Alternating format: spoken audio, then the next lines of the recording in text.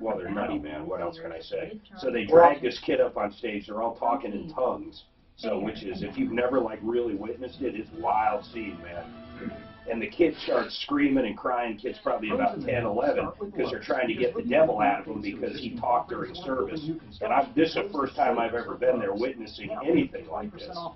And that happened to be the last time I ever went there. But it was right out of it was right out of a TV movie, man.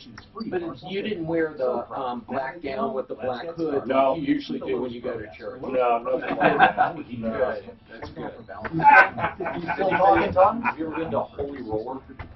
No, I've learned it. I wanted to. I went to one of their What is Holy Roller? What is that? Do you know what it is? Do you know what actual tongues is? They roll around on the floor and stuff? No. Well, that's people who speak in tongues and feel the spirit so much they start doing it. Can everybody understand them? They're called evangelicals.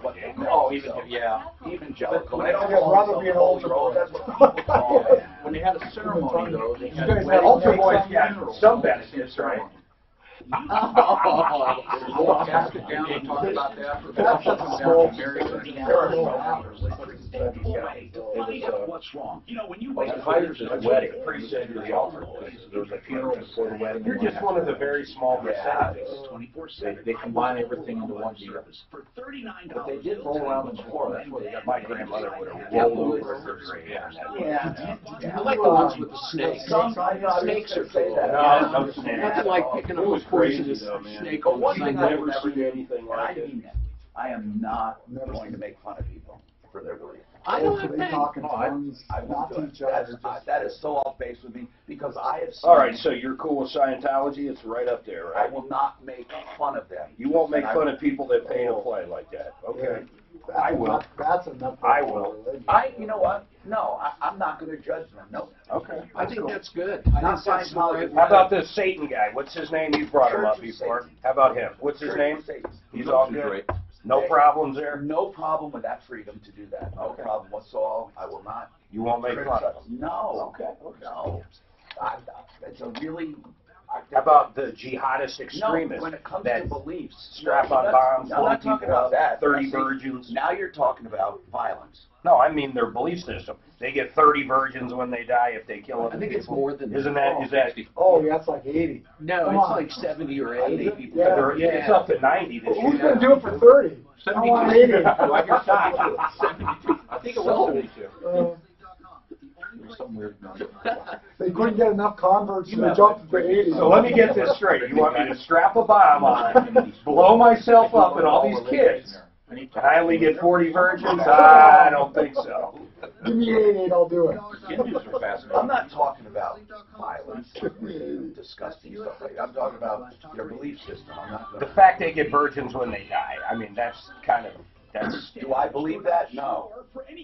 But you wouldn't make fun of that either? No. Not when it comes to I'll find one. I'll find one. I'll keep digging. Oh, wait. How about the people? Ready?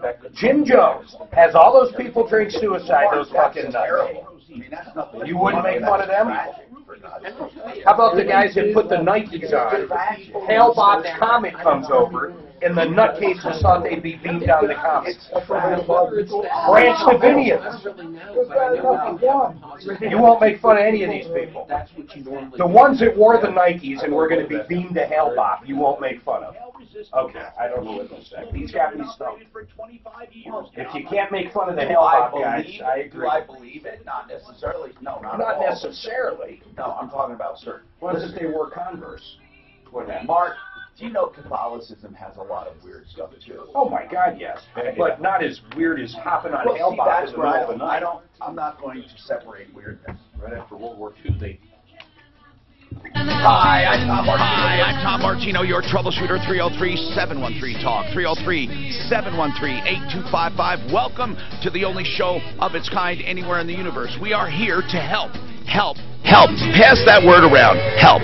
You need help? Call Tom Martino. You need help? Call the radio show. You need help? Millions of dollars recovered in cash, merchandise, exchanges, refunds, and services.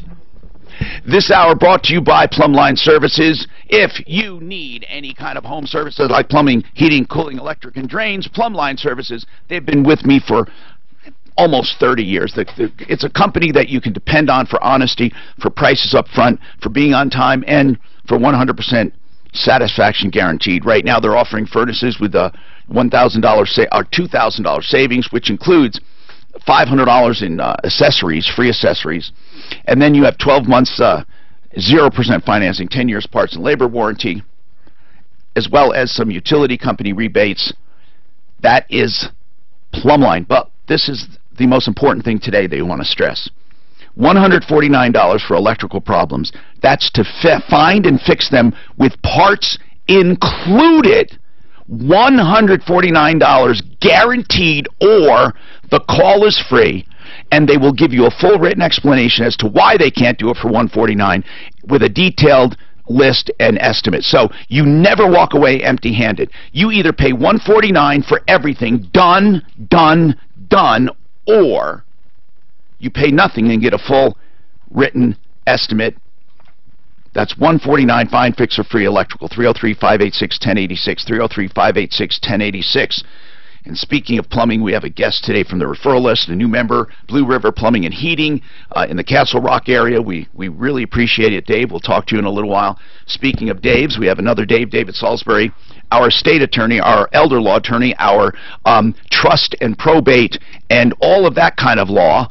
So if you have any question on trusts, probate, wills, any of that, give us a call, 303-713-TALK. Let's go to Peter right now. Peter, what is going on in your life? Peter! Hi. Hey, man. What's happening? I'm doing a remodel of my condo. Yes. And this is a 5-story building, so it's considered a commercial building. And wait.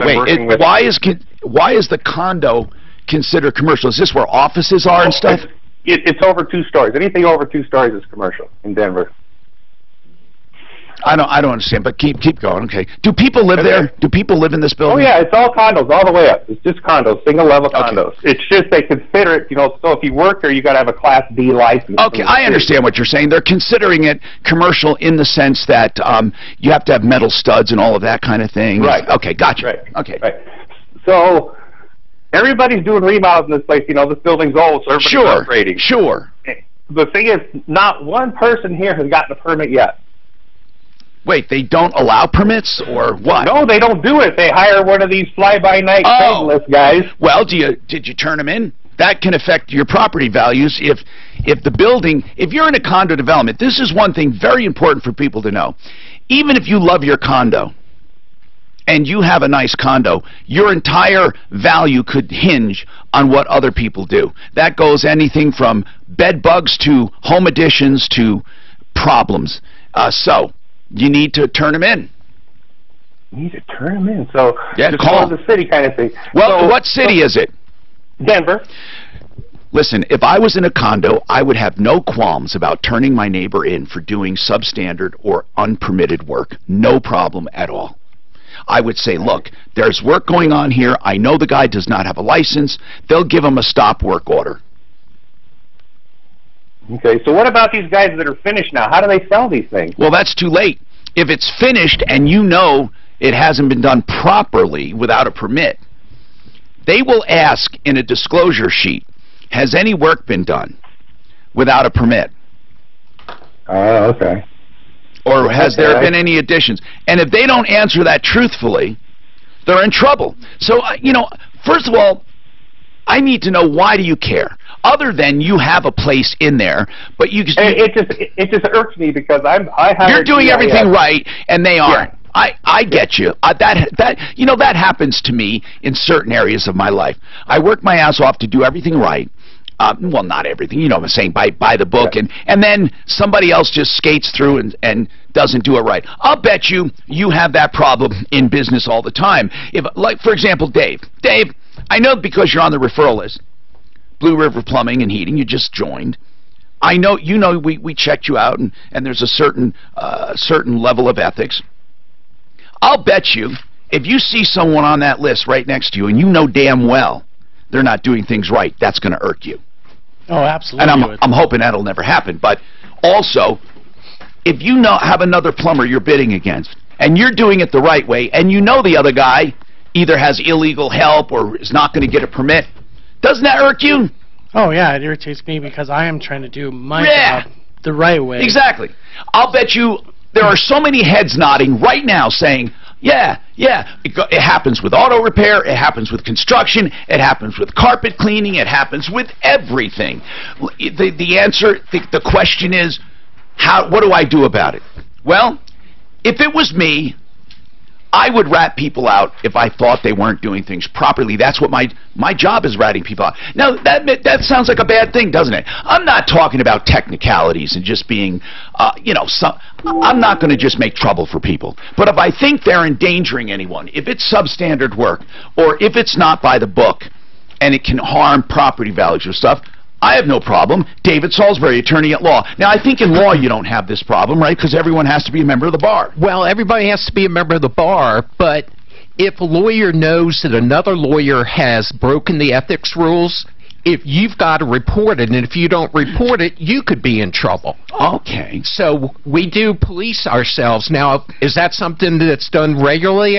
You know, I don't know. I mean, it's hard to, if you excuse me, rat out somebody in your profession, but, you know, now we have an obligation. You know, being a pilot, you have to have a biannual flight review, BFR they call it. You have to have certain things, medicals. There are people, you never see somebody get pulled over, ramp checked. Let me see your license and registration, your medical. Yeah, I mean, maybe every once in a blue moon, but in general, people cheat in that area all the time. So what do you do about that? It does tick you up. You're spending money to get your plane inspected every year and all this other. And then let's talk about these guys hiring illegal help that they can hire without HR, cheaper. And then you have another company doing things the right way, and they cannot compete on a bid. There was a janitor. Now, this is an area that bothers me. A janitorial service lost its contract. Why? Because they could not compete with a Vietnamese company. But this is what bothers me. The Vietnamese company was doing nothing wrong. Nothing wrong. They had everything. So I told the guy, they're not doing anything wrong. You know, why do you even mention they're Vietnamese? You know, that's what he said. This Vietnamese company. He didn't say this company. They outbid me. I can't work that cheap. It shouldn't be allowed. And I said, what are they doing wrong? They were doing nothing wrong. They were just working cheaper. Now, that kind of competition, I call that tough luck. There is a mic on. Could we turn that mic off, please? I'm getting a lot of background noise. All right, 303-713-TALK, 713-8255. Now, Peter, I don't think there's an answer to your problem. You just rat people out. And make sure you make sure that they do something about it. Kent, welcome to the show. I'm Tom Martino. What's happening, Kent? Well, good morning. Thanks for taking my call. Yes, sir. I'm calling on the behalf of my son. My son is 47. He has CP, and my wife and I take care of him here at home. So he cannot live on his own. He's been dependent on you his whole life. That's right. And he receives government assistance. You know, he gets SSI and Medicaid and all that. For his birthday on December 1st, we took him up to Black Hawk, and God knows how it happened, but he hit a $13,000 jackpot. Oh, that's cool. Yeah, well, it was cool. It's very exciting, but it's been a roller coaster ride. What the issue is that he has to get off. Technically, he's supposed to claim it as income. He gets off of all public services until it's spent, then he gets back on again. It is a nightmare. Yes, it is. And he can only have $2,000 in a bank account. That's right. Now, I don't know if he, at the very moment, let's just say he said, I'm just taking $2,000, donate the rest to charity. I don't know what would happen.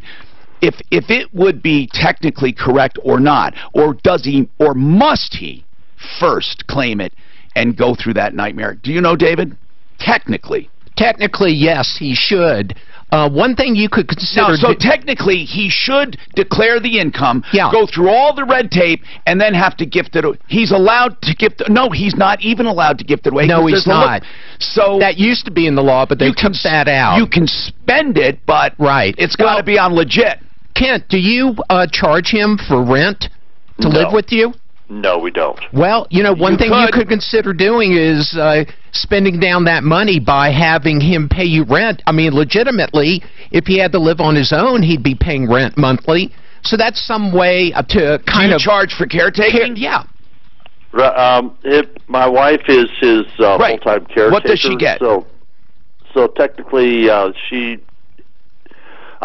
not quite sure how that works, but she is getting a stipend for. But I don't think that includes room and board, does it? Not to my knowledge. And no. food, clothes. And food, clothes, that comes out of his SSI check. All right, but what you could do is right now have him put it in the bank and charge him for his rent. But I still think, technically, he might have to come off of public assistance while they're spending it down. Yeah, that's my understanding. Now, this is one of those areas where I don't care. This is one of the areas where I would not rat you out, and I would not care because I know you're not really cheating, and it's a different situation. Now, if you won the big lottery or you like these big rich people who say, I want my mom has $1 million in the bank, what do? We want it as kids, and we don't want her to pay for her nursing home. How many times do you get that question, David? How many times? A lot. I get a lot. Yes. So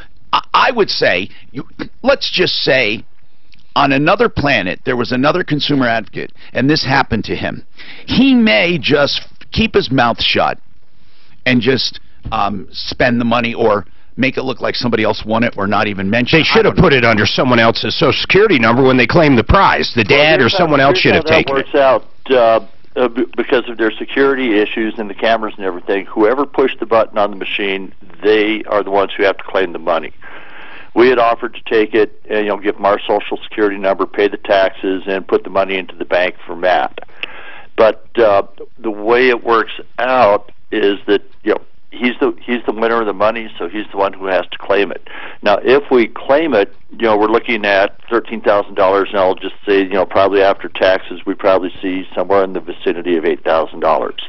Yeah, but not only that, but then it has to go towards something. And I don't think there's anything wrong with invoicing him for the previous months going forward and just charge him. And then if they say, well, what are you going to do next year? Say, look, we'll worry about that when that comes. You can do that. You can manipulate the system, too, in a very legal and ethical way. Again, I know you're not cheating. This is not one of those cases, so I don't care how you do it. But as David said, you can legitimately charge a rent charge and even food, room and board, unless food comes out of SSI. But you legitimately back invoice him. There's nothing wrong with that, retroactively till now or till the end of the year, and just call it 2018 rent. 303-713-TALK, 713-8255. Buy and build. It's what it says. You buy the stuff and then you build. But you can be a contractor and go to buy and build as well. Do you know why? Buy and build has a big, giant, ugly warehouse, and I mean ugly. But it's not like unattractive ugly where, I don't mean like... It's not like dusty and dirty. It's very clean, very nice that way, but kind of like the owner, big and ugly. And I say that lovingly because Courtney Pierce is a big guy, and he just has big deals, and you can't believe it. I'm just going to tell you, if you're doing any kind of home improvement project at all, everything from interior finish items like countertops and cabinets to light fixtures, plumbing fixtures. Our plumber here would be interested in that.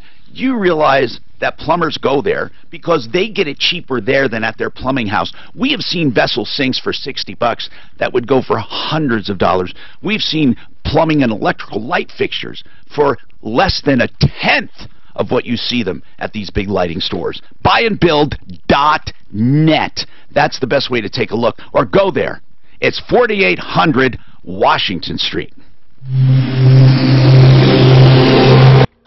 That one. I want all of them. Is that too much for you? Because I want to start building them up. No, that's fine. I can. Yes, sir. In Arizona, decent shape. A little bit of soy down on southbound I-25 between Spear and Supreme Court of Arizona has opened up a business for my son has legally Yeah. And we don't got to do it every time we do it. Just like say do it, then we're done talking. Really? No. Right, but they can facilitate getting. See, I don't know what I mean. I know in states, and maybe even here they allow you to do it, but there's a term called the unauthorized practice of law. Yeah. And the question is, when you fill, and it's probably okay because realtors fill out the real estate contracts, and that's I mean, you could argue that's a legal matter. So my show on KTRH in Houston had a huge audience. So one of the attorneys, some of the attorneys were mad at me, and they turned me into the state practicing law. Well, we beat the shit out of it, but they were saying I was practicing law without a license. Because I'm giving guys advice. But you know what I always say? This is what I would do. Right. You're not representing that you're a legal expert. This is what I would do. And you can say that all day long. Well, Texas is very good at enforcing all kinds of consumer protection. I really applaud them. Oh my God. Whereas California, you can get away with anything.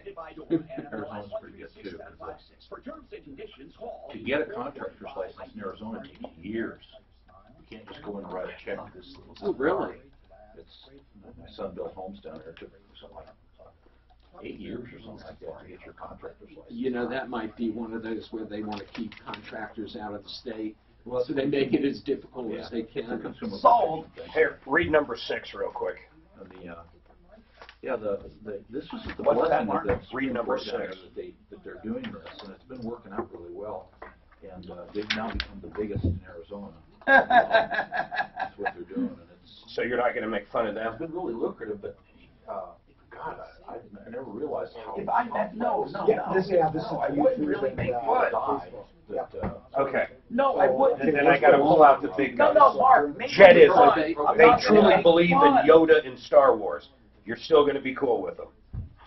You're not going to make fun of them. What I meant was, if I find a believer, a true, not just real. I'm talking about a true believer. Those are true beliefs. I'm not going to make fun of them, but let me see this one. Universal Inspired Religion. No, not that one. Where is it? You showed me. Okay, hold on. No, I'm not saying it's not funny. Star Wars created several fans, but a religion is just taking it all a bit too far. Most people are aware the basic tenets of, because they take it. It's from the Bible. Light, dark, tangible force, right? It's all about it. Although no jokes towards the Texas-based Temple of the Jedi Order has issued a code. Now, I have made fun of religion. For example, would you make fun of them? Can I explain it? That guy was sitting where David was. You wouldn't make fun of him? No.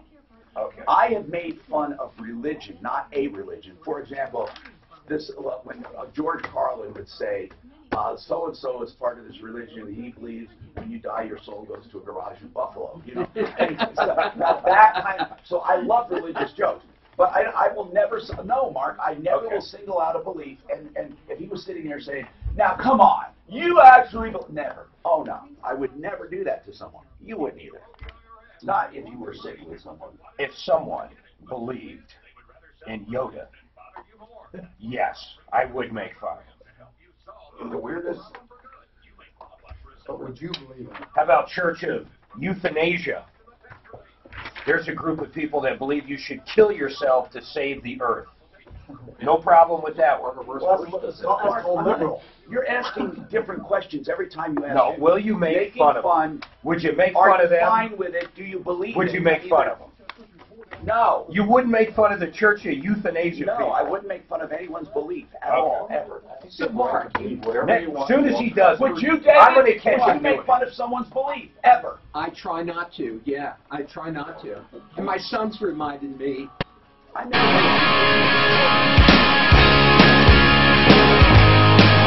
Hi, Tom Martino, your troubleshooter. 303-713-TALK, 713-8255. David Salisbury is with us, attorney at law. David, when is a beneficiary's deed better than going through the conniption of a trust?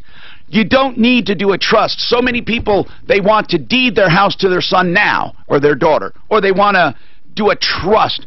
Would you explain the simplicity and benefit of a beneficiary's deed? Ding-dong, learning moment. Go ahead. Learning moment. So if don't have a big estate and you want to make sure your house gets to your kids, don't give it to them while you're living because you're putting it at risk. So what you do is there's a beneficiary deed where you say, when I die, not before I own the property, but when I die, it goes directly to my children or whoever you want. It avoids probate. So when you die, the property, just like it was in joint names, it goes directly to the person. It does not pass through your estate. There is no probate. So if you don't have a lot of assets, there's a way to set it up so you never, when you die, your children or whoever don't have to go through probate. That is, I'm writing that down. Beneficiary's deed for sure. I believe it. Don't bother if all you're doing is transferring real estate. And we have some emails we'll get to in a minute, like when do you need probate? And I'm not going to answer it right now, but we will answer it. I'm writing it down to make sure. And so many people, and then another thing, so many people go through so many things to avoid probate. And why? You don't always have to avoid probate. Kent has another question for us. Kent, welcome again. Your son, disabled, CP, cerebral palsy. He wins 13 grand. David suggests legitimately you can charge him for rent to spend that money down immediately with a retroactive invoice for the year or whatever what you want. You do have to report it, of course. But what is your other question? Well, I'm just not quite sure where to go on the next step. We've contacted ABLE, which is collegeinvest.org, and they put us in touch with... What's collegeinvest.org? Well, why would you call them? Well, this was just the name that was given to us was ABLE, and they work with people, you know, with disabilities. What do they work with them on? Well, I'm not quite sure. This is like a one-time phone call. You don't need anyone. I mean, okay. I mean, all you're doing is invoicing your son for rent and taking the money. Okay, well, let me continue with sure. This just real quick here. Sure. They referred us to the Colorado Fund for People with Disabilities. And through them, they had said that there can be an account set up that's similar to a trust that they can draw from, and they can have up to $100,000. And that would be without triggering the excess asset and earnings law? That one I'm not sure. They said that we David, do you know anything about it? Refer to it as infrequent and irregular income. Yeah, there is an agency that'll do that. You give them the money, and then they pay for things that are not paid for by the government. Well, it's called a special needs trust, but I think you lose. Yeah, once you give it to them, and my understanding, I don't know if they told you this, but I think if your son died before the money was used up, they keep it. Right. Okay, here's what I want to do. I want to get a hold of that organization and simply ask them how to do it and if it's legit, or I'm sure it is, but I don't know how you... Now, Ken, here's the bottom line. The 13 grand, he's going to net a certain amount. It will be counted against him, but he can count legit expenses against it. And a legit expense is rent. It's for sure. He's 47 and he's living with you. Right. Okay, so you're overthinking this. We will find out about that trust. Hold on, Kent. Suzanne, get the name of that organization. See if they can come on for a quick sec just to explain what that is, that Special Needs Trust. 303-713-TALK, 713-8255. John held a long time yesterday. I want to start him here. Go ahead. John, what's happening?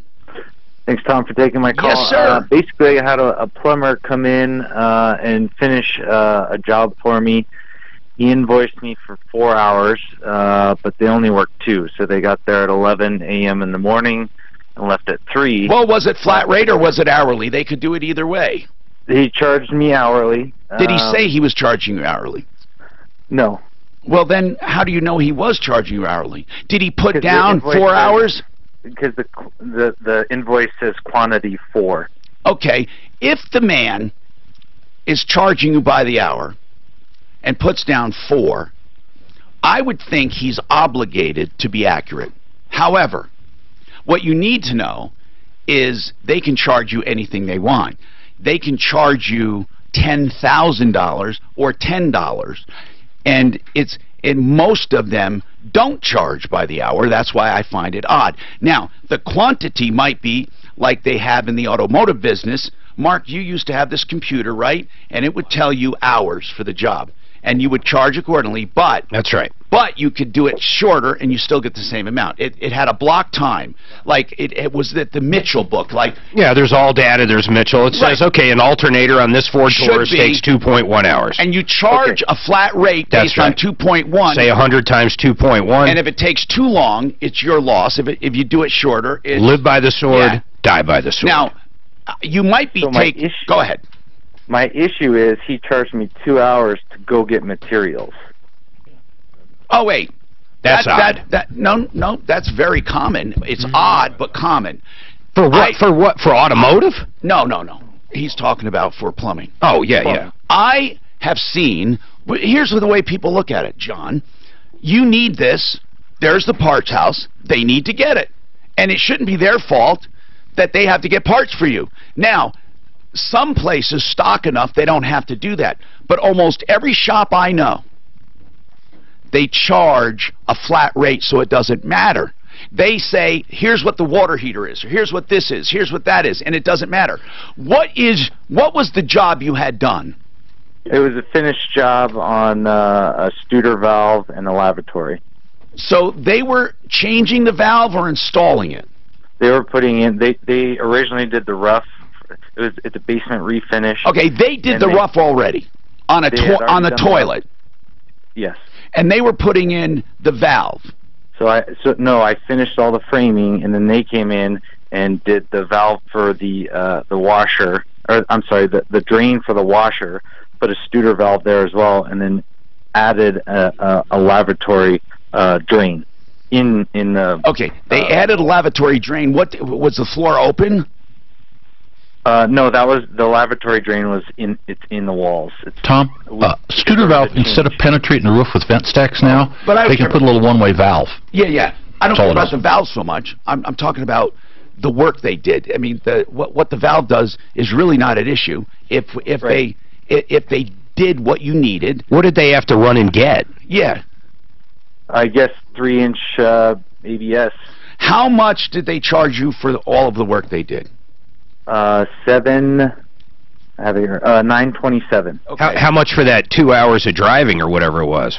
There was 2 guys, so he charged me a total of 8 hours. Okay, if you have 2 guys, a total of 8 hours, that's 4 hours each, right? Correct. And you said there were 2 hours on the job and 2 hours running for parts, right? Correct. Okay. I'd be outraged. I would want one guy working while one guy goes get it parts. This is ridiculous. One guy could, when you get there, one guy could start working and one guy could run and get parts. I don't know why 2 guys do the work, then run to get parts together. It sounds like they were running up the bill, except the $927. We have to know, is it just a fair price, period? Because if it is, it is. And you're not tied to a contract where they have to keep track of their time. That is not the type of job it is, unless you pre-establish that before you began. So it's really more of semantics than anything. They're saying 4 hours, counting the time they went for parts. You're saying they weren't efficient. I am saying it all doesn't matter if the price is fair. But what is fair? You know, did you ask what it was going to cost up front? And if so, did you, John? Did you ask what it was going to cost? I did not, and that's well, did you assume it was going to be a certain price? Yes, and I emailed What did you assume it was going to be? I actually thought it was part of the initial... So you thought you didn't have to pay anything. It was going to be free. Okay, I find that to be odd, although people have done that too. They give you a bid on your bathroom. That includes the rough and the finish.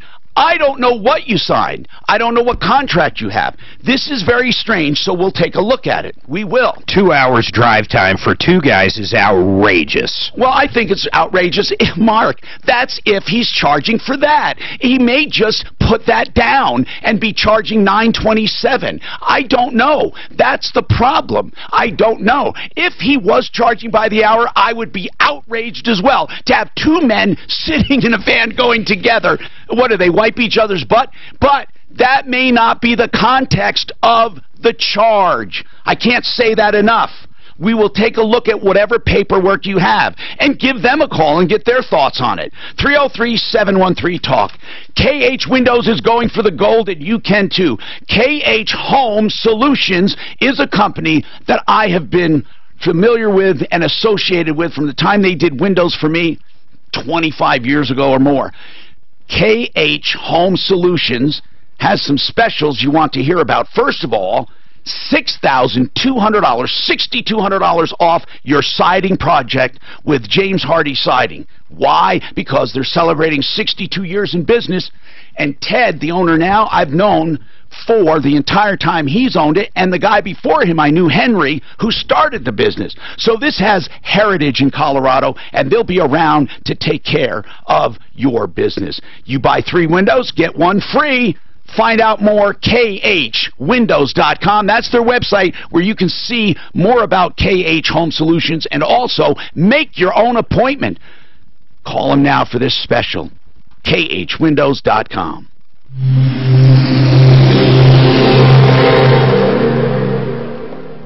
You've heard me talk about... Don't you carry 3 inch on your... That's what I was going to say. Well, here's the deal. They know what they're doing when they go. They know why he called them. It's not like they're not familiar with the job. Here's what they're thinking. Hey, we're on our way to do this, to finish up this job. They know damn well what they need, right? Usually, from time to time, you run into people where they just don't have like the certain fittings.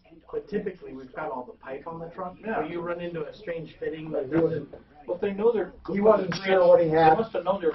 He wasn't sure what they... So, like, what he was charging per hour, when I'm adding up in my head, 8 hours for 2 guys, and what it sounded like was going to be what we call 2 traps, which we do flat rate instead of hourly. How much would you have charged? We charge $5.50 a trap.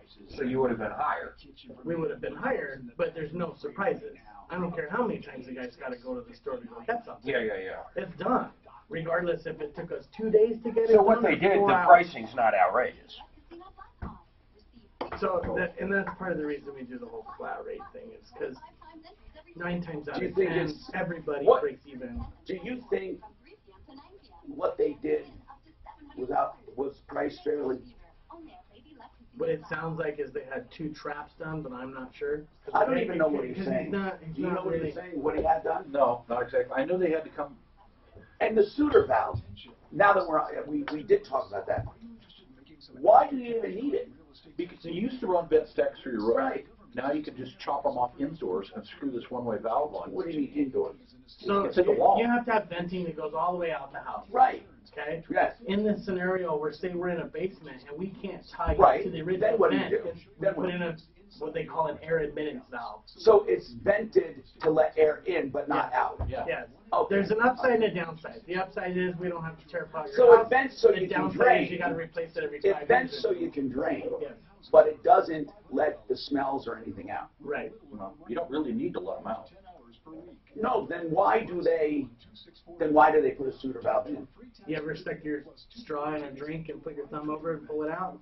No. What I'm saying is, why the suitor valve? Why not just a pipe in the stud space? Oh, so there's a valve. The valve but you just said odors don't come out. No. Yeah, if you've got a suitor valve, nothing comes out, so you don't get any stink. No, but without the suitor valve, you'd have stink. But why? If you kept your P-traps? It's a one-way trap.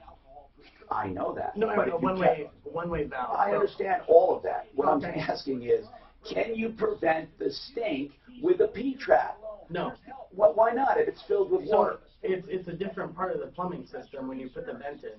The vent is after the trap, inside, during the drain. Right. But it's in the same drain system, right? Yeah. So the P-trap is designed to keep water smells from coming up the sink. Into the sink, but it doesn't prevent it from going the other way. That's right. Okay. I see what you're saying. Yeah. So I understand. It's after that. Mm-hmm. So the P-trap is for the house. It also stops sound. But the P-trap is for the house. Yeah. Now, here's what I wonder, because I've noticed when houses are for sale, been vacant a long time, the P-traps go empty and you have smells. Mm-hmm. And people don't know enough to just run the water enough just to fill the P-trap. And one realtor had a cool trick. He said, put some oil in it. Vegetable oil, yes. And it won't evaporate. Vegetable oil or RV antifreeze. Yeah, that's a good idea. Now, the other thing is, why not have Studer valves in regular drains so odor doesn't come into the home. Because the way the Studer valve is designed, okay, it's for air only, not for water and air. So if the drain backs up, right, and you have a problem and the drain backs up, if water's to hit that valve, it locks itself shut.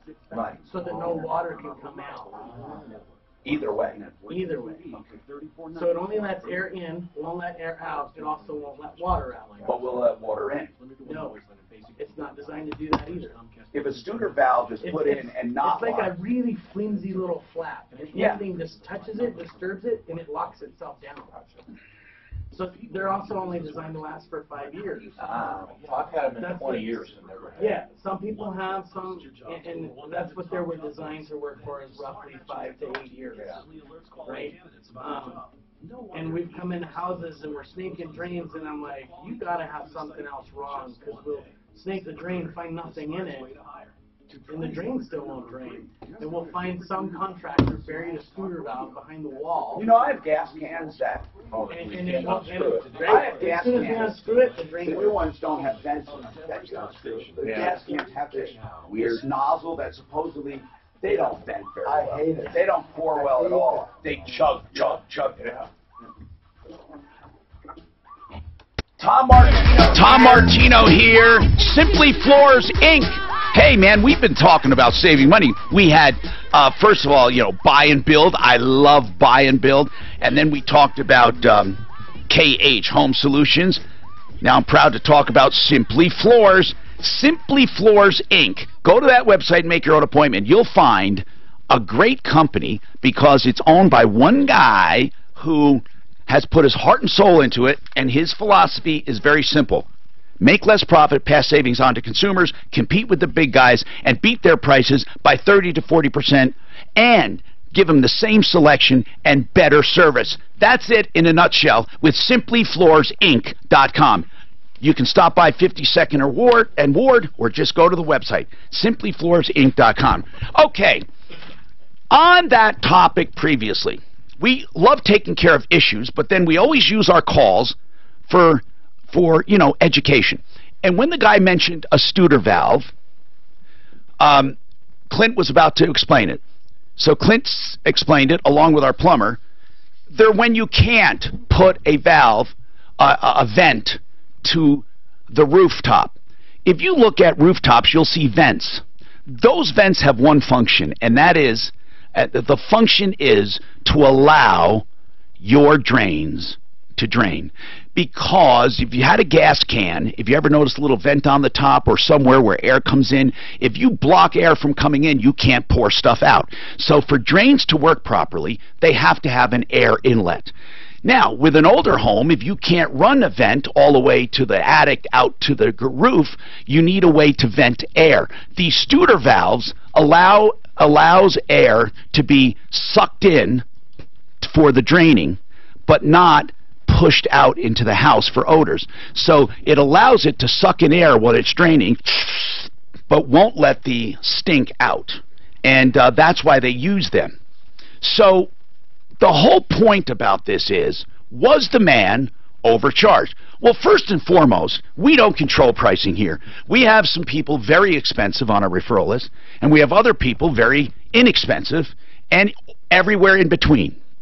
All we demand is honesty and ethics, and they don't exaggerate or lie about the price. Like if they said, well, this water heater cost me, you know, $6,000, so I have to charge you at least $7,000, and the water heater really only costs $800. I'm not talking about that. I don't want lying or cheating. But if somebody simply wants to charge a certain amount for water heaters or toilets, unless it's egregious, and I mean, you know, like 10 grand for something here that shouldn't be 10 grand. I mean, let's just say a toilet or a sink. If it was outrageous, let's say, I would probably get upset. Is this outrageous? That's what we have to talk about. So our plumber here just happens to be here today from the referral list. He's just sitting in to look around, as we do with most of our new members. So Dave, Blue River Plumbing and Heating, what do you think? He involved the scope of work I want to narrow down quickly and move on. But I hope people are getting educated at the same time. So John, let's talk. They installed 2 Studer valves, 2 of them, right? one Studer valve. One Studer valve, but they tied in another appliance to it, right? Fixture, right? Correct. Okay, so they had to run 3-inch pipe from where to where? From like a 3 feet away into the drain that goes into the floor. And did they do more than one run, or just one of those runs? Just that one? Just that one run. And then they installed the Studer valve? Yeah. And that's all they did. The floor was open, everything was open. I mean, everything was already pre-plumbed. Yeah, it was pre-plumbed by them. And did they set the fixture? You said this was a finishing job. Did they set the fixture? No, they did not. Okay, so they just came in and put in a Studer valve in the wall? Yes. And then they tied another fixture to that Studer valve drain? Correct. And that was it? Yep. And it took them about 2 hours, plus they were gone looking for parts. Now, you thought that on the original job, is this new construction? No, basement refinish. Okay, but it's a new project, so they gave you a bid for the bathroom, right? Can I ask a question? I want to see the original bid, because if you assume if they said to me, plumbing, and then put a price, I would expect everything, including the rough-in and the finish. What I don't understand is you don't understand.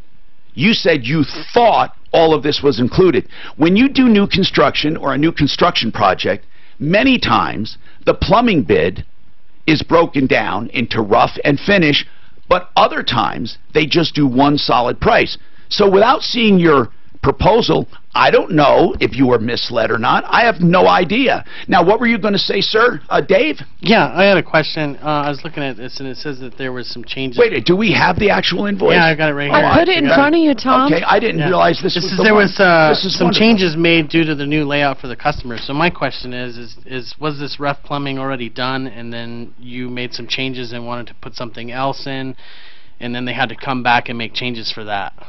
Correct. That is correct. Okay. Yeah, the pricing I see here. When that stuff happens, it's really difficult to figure out what it is that they're doing, what they're charging for, because when your initial bid comes out, a lot of times they'll charge you for the trap and what that's designed to do. And he did charge a lower rate for the helper. Right. And here's the thing, miscellaneous material, a service charge. Now this is rinky-dink in my opinion, okay?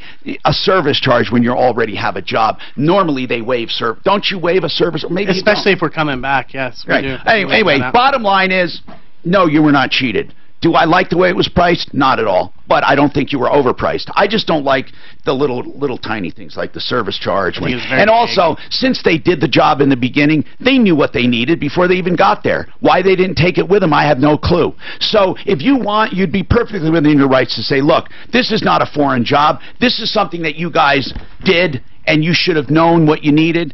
And you can dispute it. But in my opinion, no, you were not cheated. I don't think we're going to get involved in it. Roxy has a question for Salisbury. And Roxy, we're going to answer it right after the break. What is your question? Are you talking to me? Yeah, just the question. We'll come right back to you. Okay.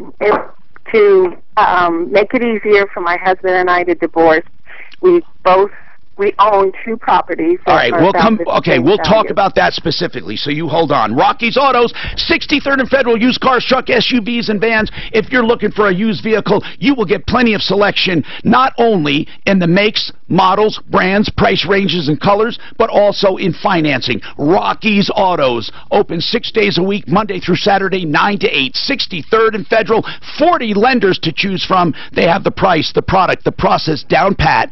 Take advantage of it. Shop around, but put them on the list. You'll find the better deal there. 303-426-4646. The people could get more. Very few people understand what they do. They don't. I try to let I try to, people just, I think our show has to educate. And I like doing that, but for somebody come in, just cut them off, but not I'd be glad to. But if they're cut off, they're still saying so. You have to the attic or whatever. Yeah, the attic. Go out here, go past the elevators, or the others. First right, it's the same all the way down the first. Yeah. Mark, how would you handle that if this was your house? That bill right there, what would you do? Well, I don't know, because I don't know what they did before. If he really switched stuff up and I had to redo something I already agreed to, I don't know. What he was mad about is the 2 hours with 2 guys. Now to get that. that's ridiculous. That's Don't you think kind of that's ridiculous? That for example, what if they started the job? He gets there, right? And he says to him, I'll do this labor. You run and get this part. And sends the helper to get parts. Hello, I'm Tom. Yeah, that's what he was mad about. We talk a lot about stem cell therapy. Well, I'd be upset if they're literally charging me for drive time with 2 people. That's insane. So Dave here, they do flat pricing. That's amazing. I've never heard that. They all do flat pricing. Everyone we have on the site, I think. Really? Well, most it's good to have flat pricing. Yeah, at least you know well, I should say, let me qualify that. It's good to have flat pricing. If it's reasonable. At all. Centennial Schultz can help you with pain. What were you looking at? Knees, hips, back. No, this is that. No. I'm going to ask him about some other. With a needle instead of the lady was complaining about 2 faucets, bathroom faucets, with saying $1,800. That's a lot of money. Wait. 2 faucets. 2 double sink. Okay, so they set 2 faucets. That's it. Right. Did they remove the old ones? Yeah, they removed the old ones, and one was leaking. They said did they have to do any kind of new piping or valves? They put in cable, the little flex cable stuff. We did that. Okay, but 2 faucets. Yeah. They didn't do the sink. They did 2 faucets and charged $1,800. Right. That included the faucets. What quality were they? He said there were no. She said there were no name. No, it wasn't even like a high-end Kohler or something. That's what she said. Yeah, I haven't seen that. I would be upset about that. She was. But they told her ahead of time. Okay. And she just said, who was it? Yeah, I would be upset about that, but it doesn't surprise me knowing the company, because those companies are higher priced. I'm telling you, the next star companies, this is public record, this is nothing to be ashamed of. Next star companies are more expensive. They're run perfectly almost, and they will never cheat you, and they'll do everything perfectly, and they'll guarantee satisfaction, but they are more expensive, right? I worked for AAA, and I couldn't handle it. That's a good company, though, but their pricing is high. Did you get commission? I was actually a drain tech back then. Are you a master, or do you have I'm a master now. You really are? Wow. Should we call you master? His last name is Bate. Master Bate. Are you master? That's from The Toy. Oh, really? Richard Pryor and Jackie Gleason. They had a name that. Jackie Gleason hires Richard Pryor, buys him as a toy for his son to play with. So he buys a black man for him to play with, and the kid's last name is Bates, and he's got to call him Master Bates. It's a great movie. Oh, Richard Pryor was one of the funniest men alive. God, what was sad was that JoJo Dancer, Your Life Is Calm, the true story, and he's in the movie where he blows himself up, freebases, runs down the street on fire. That's a true story. Yeah. Oh, it's true. Yeah. He used to freebase cocaine, and he caught himself on fire. When you come back and have them kill something, you just burn them free range. That's how he anything that they may have lost any money on, they're going to try and make it up right here. That's how that's going to happen. Ross Kaminsky, mornings 5 to 10. Each year when I have the when I was a kid, I grew up on the water, and you could in Virginia, right, not far from where yeah. Anyway, so some people worked on the piers, and they helped do the baiting, and so the joke was always, if you worked there several years, you could become the master baiter. Hi, Tom Martino, your troubleshooter. Okay, Roxy. Roxy, you have been married for how long? And it does matter. That's why I'm asking when it comes to these questions. First of all, I need to remind people, though, this is going on right now, and that is the Find Fixer Free at Budget A1 Transmission and Auto Repair. It's very important that you know what this means.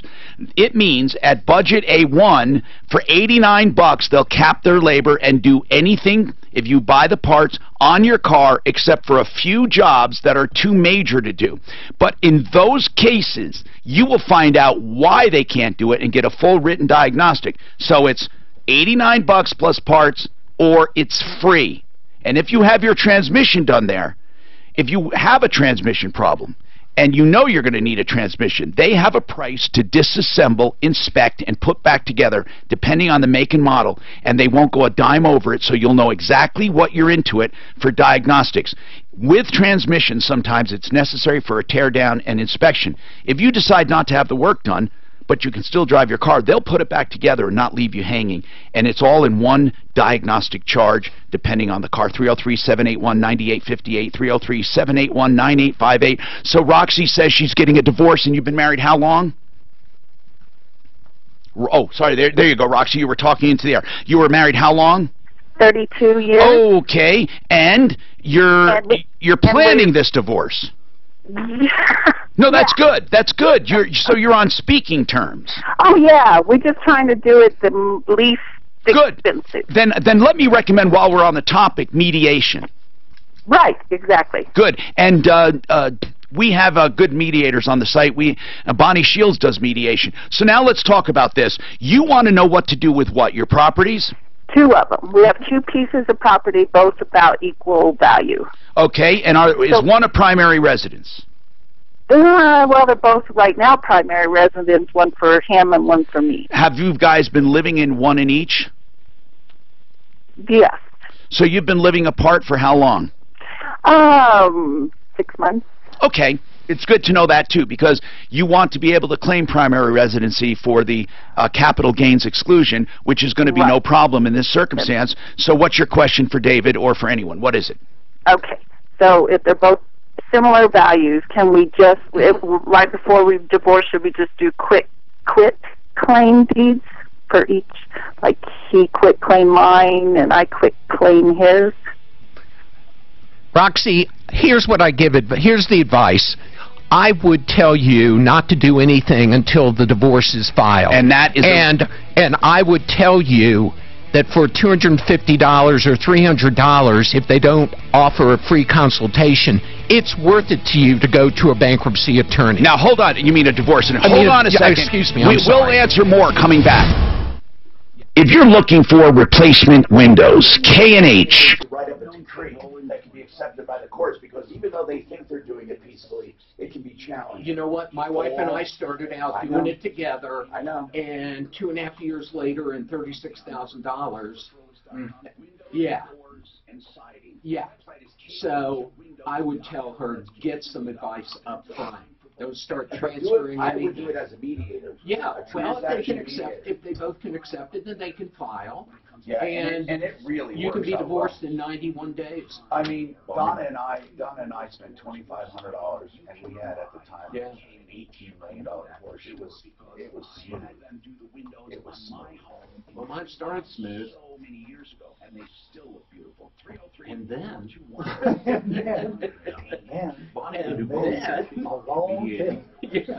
along came trouble. Knocking on my door. Oh, the Canadian? Yeah. No, it's a kid. It's an American kid. But you know what they say? You know why divorces are so expensive? Because they're worth it. That's right. Very good. I don't think they're Canadian. No, no, she's a very fine person. I'm not going to badmouth her, but my divorce was really easy. I filed for bankruptcy, got everything out of the way. That was a grand champion reserve. I would just, what I'd like to do, I'm crazy with company aircraft. I have too many. Nobody have too many. I just love aircraft. I love the writing. This is cool. This is a cool little helicopter. Yeah, they're just really nice up to the old Bell 47. They're not. You remarried? Well, what it is, it's a copy. Yeah. You got kids? I mean, they just ripped it off, but it's a kit. Yeah. That's the only difference. You used to have the name Canadian on there. I don't know if it was made in Canada or Safari helicopter. Put Canadian. Look, yeah. You said the name Canadian guys at some time. You're 19 when you had your first one. I mean, wow. It's American, right? You were 16. Located Canadian home roaders. The company was originally known and then Safari Helicopter. In West Virginia, you could have been 12, but it's now in Florida, so it's really a Florida. And it could have been your sister, and who's also your mother. But it was Canadian. That's all another thing. I grew up in Virginia. If anyone says, This "Are you from West Virginia?" This is actually this is actually the lovers. So this That is absolutely. This is made by on their show. Yeah. I'll bet you. That was a big word. I understand it's a great helicopter. What engine does it have in it? It has a... It looks like an IL-360 or a little Continental C. What would it be? It's a very little engine. I thought it was pretty big. Is it a four? It looked like a four. That's two faucets. You're gonna have to have 200 horsepower minimum. I would think so. Well, pros and cons putting in no name because whether you're making updates to that's existing just properties sad. or building new Providence and Governor. We will put in a Delta mountain or solar or whatever.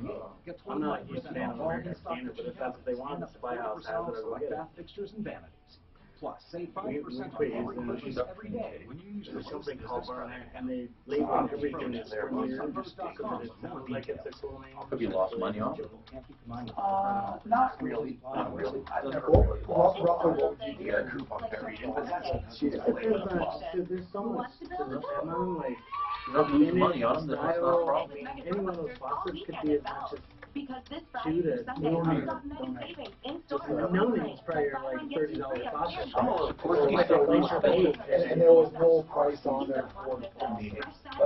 Usually they don't. So part of the reason it does that is because in Colorado is a contract that's supposed to, right? And in order to keep from having to buy a tax license in every freaking city you work in, you already have to buy you already have to buy a license and permits in every city, right?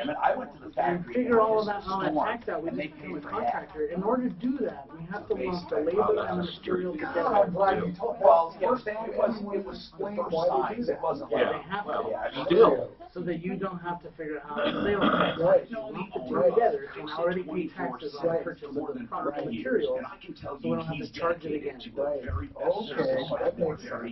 So I don't buy any materials, but I don't pay taxes on these.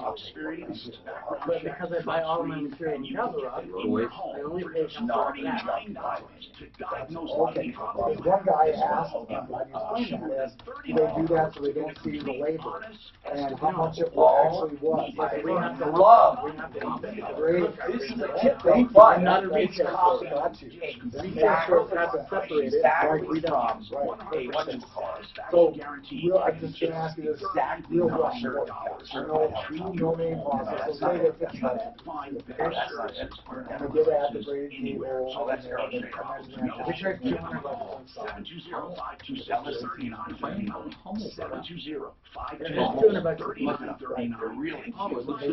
and they get put in a batch And then it's like $65 each supply. It's taken from a certified helicopter.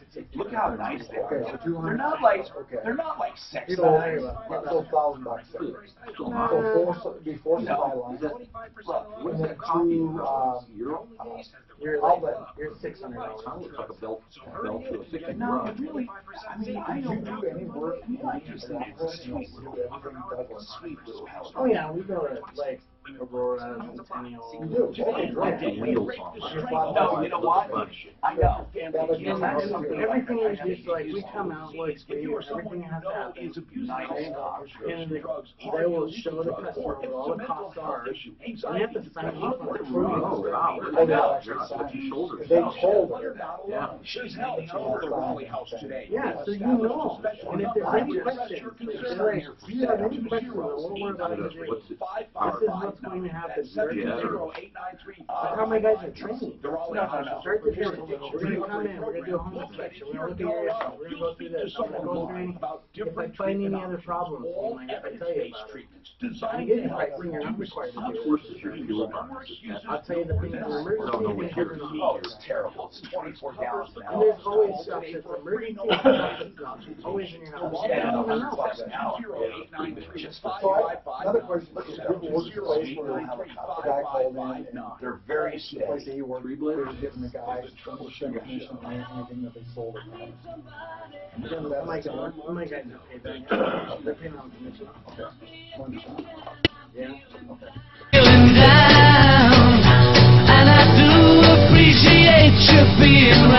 Hi, I'm Tom Martino, your troubleshooter fighting for you, and man, do I want to help you with anything I can.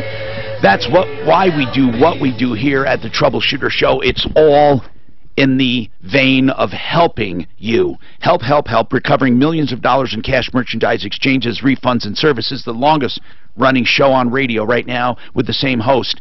And this hour is brought to you by the Raleigh House. The Raleigh House is all about addiction recovery and information. It's important I tell you that, because the number I'm giving you now is not to sell you on the Raleigh House. It's not a crisis line. It's not a therapy line. It is an information line.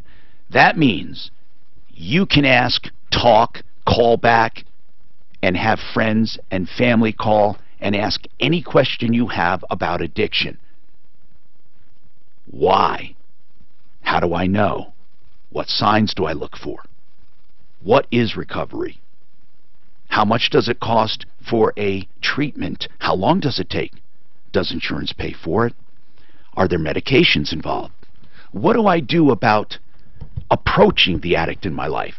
Or can they call you with me tomorrow? Anything you want to ask. Here's the important thing.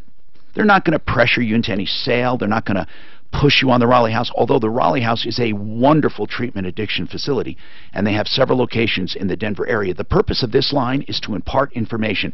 I have found out that in all the people we deal with addictions, their main deal is they don't know where to go, what to do. It's like, you know, when somebody's diagnosed with cancer. Oh my God, what do I do? The same thing when you find out someone's an addict in your life. Oh my God, what do I do? Call this number and ask any question you want. 720-893-5559. No obligation, no cost, confidential. 720-893-5559. It's that simple. TheRaleighHouse.com. So, we're talking about life, liberty, and the pursuit of happiness. We have David Salisbury with us, attorney at law, and Roxy had a question for David. Now, David's an attorney that handles probate, estates, and that he doesn't handle divorce. However, he is knowledgeable, of course, in all areas of law to a certain extent. Roxy is heading for a divorce. They're talking, and here's what I want to tell you, Roxy. No matter how friendly a divorce seems, you still need an attorney. I'm going to put you on hold only because there's line noise here, and then I'll bring you back up. You need an attorney to write up the divorce decree for a judge to bless. No, legally you do not. You can do it yourself. But when you write up a divorce decree with your husband together and you guys think you're agreeing to something, almost always it can be challenged because it's not written properly, because you guys aren't trained in what you're doing. If you know what you want to do, and you want to split up property and you've already agreed, fine. You can go to an attorney such as Bonnie Shields or another type of attorney, another divorce attorney that offers divorce mediation. And you can have them write up the decree. You tell them, we've decided I'm going to get this house, he's going to get that house. We're going to do this, we're going to do that. They will make sure it's done properly and written up and then presented to the judge. And in that way, you minimize cost, you get what you want, but it's done legally. Don't ever try to bypass at least a mediator for both of you. That is the most important part, that it is written up and presented properly. As far as transfer of ownership, that really is a matter of preference. You can do a quit-claim deed. However, a quit-claim deed, Roxy, only transfers your ownership, not your liabilities. So who are the loans in right now? It's zero. There's none. Okay, then a quit claim is going to be easy, one for each, but let the attorney take care of the wording of the divorce decree. Now, David, what did you want to add, David? I just wanted to add, what you really need to do is go down together to the county and file it. Then you mean file for divorce? File for the divorce. Right. And then, as a matter of course and requirement, you've got to do the mediation. I would not recommend you transfer anything until you've got it filed and you get in front of somebody who knows how to handle the mediation. Right. First, you have to file, and then you have a 90-day waiting period. So that's why filing sooner than later is better. Once you file, you can go get a mediator. Or you can both go see a mediator and have him or her file, he or she file, I mean. Then when you file, you start the process of writing up the decree. But as David said, as simple as a quit claim deed is, don't do it before it's in writing and agreed to under a divorce decree. Okay? Yeah, perfect. But you shouldn't have a difficult divorce. And Patrick has a question about bankruptcy. Patrick, what's going on in your life? So I'm $18,000 in debt. I'm 21 years old. I'm trying to how did you get? Let me guess. Was it a car? Credit cards. Part of it, yes. Which one, car or credit card? Credit cards, not student loans. Other miscellaneous collections. Yeah. So what is your question? I'm just trying to figure out if it's a good idea to do when I'm 21 or is not something. Bankruptcy is never a good idea. Sometimes it's inevitable, sometimes not, depending on your life. So let's ask a few questions. You're $18,000 in debt, right? Yes. Okay. And you're 21. What income do you have right now? Currently, I have none. Okay, so you have no income. Are you in school? I am in school, yes. What are you studying? Right now, I'm studying emergency management. Okay, do you have a career path, a real path of something you're doing? No, I don't. Who's supporting you right now? What was that? Who's supporting you, Patrick? I rent a room from my friend's family. What about your parents? Are they supportive? Are they upset with you? What's going on with them? Yeah, my parents were upset with me last August. Okay, so you got kicked out, so to speak? Yes. Okay. So, you have a bad problem here, and I'll tell you why. The bankruptcy is the least of your problems. Your bankruptcy shouldn't be that difficult. 21, no assets, no income, and it won't. But what have you learned and what will happen after? What is your plan after bankruptcy? Try and rebuild. How? Do you have getting a job? What kind of work do you want to do? Do you want to go to college? What do you want to do with your life is the real main question. I can help you with the bankruptcy part, but what are you going to do as far as have you thought about college, or would you rather do the trades? What would you rather do? I'm in a community college right now. Okay. Are you handy? What do you like doing? I'm somewhat handy. I just can't quite figure out what I would like to do. Okay. Patrick, I want to say something right now for those listening too. So many people believe college is the only way to a career. And right now, home services are so unbelievable, and so is technology, except technology is getting a bit overcrowded. Plenty of money to be made, but you have to be really a standout.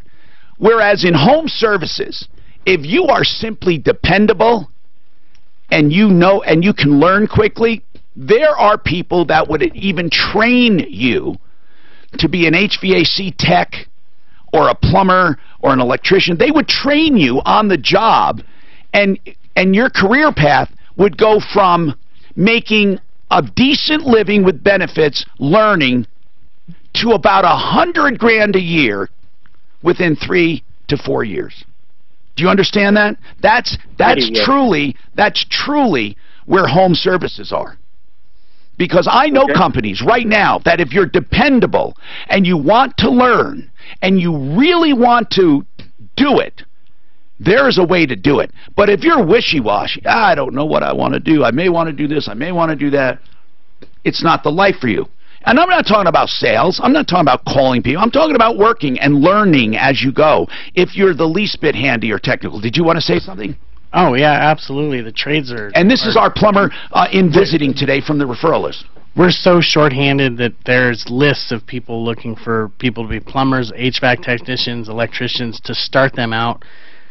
How quickly can you make $100,000 a year working for a big company, or not even working for a decent company, if you learn from the time he'll have to learn HVAC? How long will it take him to learn to where he can go out on his own? 4 to 5 years. I doubt. For you to get your license, to be able to go out on your own, you need at least 4 years. 4 years of what? Either on-the-job training or schooling. Is that a requirement? So, like my master's license, it took, I'm not talking about a plumber now. I know, but as like a journeyman, like for a trade, for an HVAC. HVAC guys can go out in like a year and a half. That's right. That's what I'm talking about. Yeah. And HVAC guys. Now, I grant you, plumbers and electricians are in a class by themselves. However, still not impossible. It pays as well as a college education or more. Oh, absolutely. Okay, so let's say 4 years, but during that 4 years, you're learning and making money, right? Oh, yeah. Oh, you're making money. Absolutely. Okay. And you're paid well. Yeah, you're paid well. So, what are you paid while you're learning for electrical and plumbing, do you think? You've worked for these companies. Yeah. Gosh, years ago. Just roughly. What do you think right now? 40 to 50 grand a year. Plus benefits. Yeah, for some companies, okay. Yeah. Now, after you get your license, not even a master, but after you get a plumbing or electrical license where you can go on your own, how long does it take to get up to 100 grand? Now, electrical might be a little behind plumbing, but about how long for a plumber? To get out on your own? No. To be able to go out on your own. You can work for a company to get up to about 100 grand a year after you've learned enough to go on your own. After 3 or 4 years. A year or two. Yeah, you can be making 100 grand. Right. Now, as an HVAC tech, if he goes out on his own in a year and a half to probably 2 years, how long would it take him to get up to 100 grand a year? 6-8 months. Exactly. Do you understand the opportunities in home services? Now, Patrick, you didn't call for this, but I'm trying to plant some seeds with you. Also, the auto repair industry, they are dying for people who are techs. Now, you may say, I know nothing about it. Well, then, if you have no interest and know nothing, don't bother. But if you have an inkling or like cars or know and understand cars, and they will train you on the job. But that you won't make a lot of money on the job, but then you can go to night school and learn more, and you can be making 100 grand mark. Auto business, how long? 10 plus years. Oh, you mean how long for a tech? To get 100 grand. I mean, once you're the tech, you can start out almost immediately. Once you're ASE certified in, say, front end work or maybe even a master tech, a couple years. Well over 100. Yeah. And how long does it take to become or to learn? 3 or 4 years? Yeah. Okay. So, Robert, hold on. We'll get Gigi Wink from Wink & Wink, bankruptcy attorneys, to come on and to discuss the bankruptcy and how difficult or easy it will be for you, okay? Now, speaking of these companies, Fix It 24/7 is one of them. George, I've known George Donaldson, the owner, from way back in Candlelight days. This guy is magic when it comes to home services. He believes in giving the most for your money. You want to talk about value, you will never question what you pay when you hire this company. And right now, at Fix It 24/7, you can get a licensed, bonded, insured tech to your home for $39 to inspect any of your problems with plumbing or HVAC and tell you exactly what's wrong, no matter how long it takes. And if you have the job done, they will do the work. If you want the work done, they will do the work, and the work will be done perfectly. They guarantee your 100% satisfaction, and they waive the $39. You will never have the quantity, quality, or value of the work done by anyone else for a better price, because, no, I'm not saying they're the cheapest. I'm saying they're the best at what they do when they do it, and you will never be disappointed. 720-526-3939. That's $39. That's all you have to pay, and you don't have to have the work done. And if you decide to have it done, you don't even pay the $39.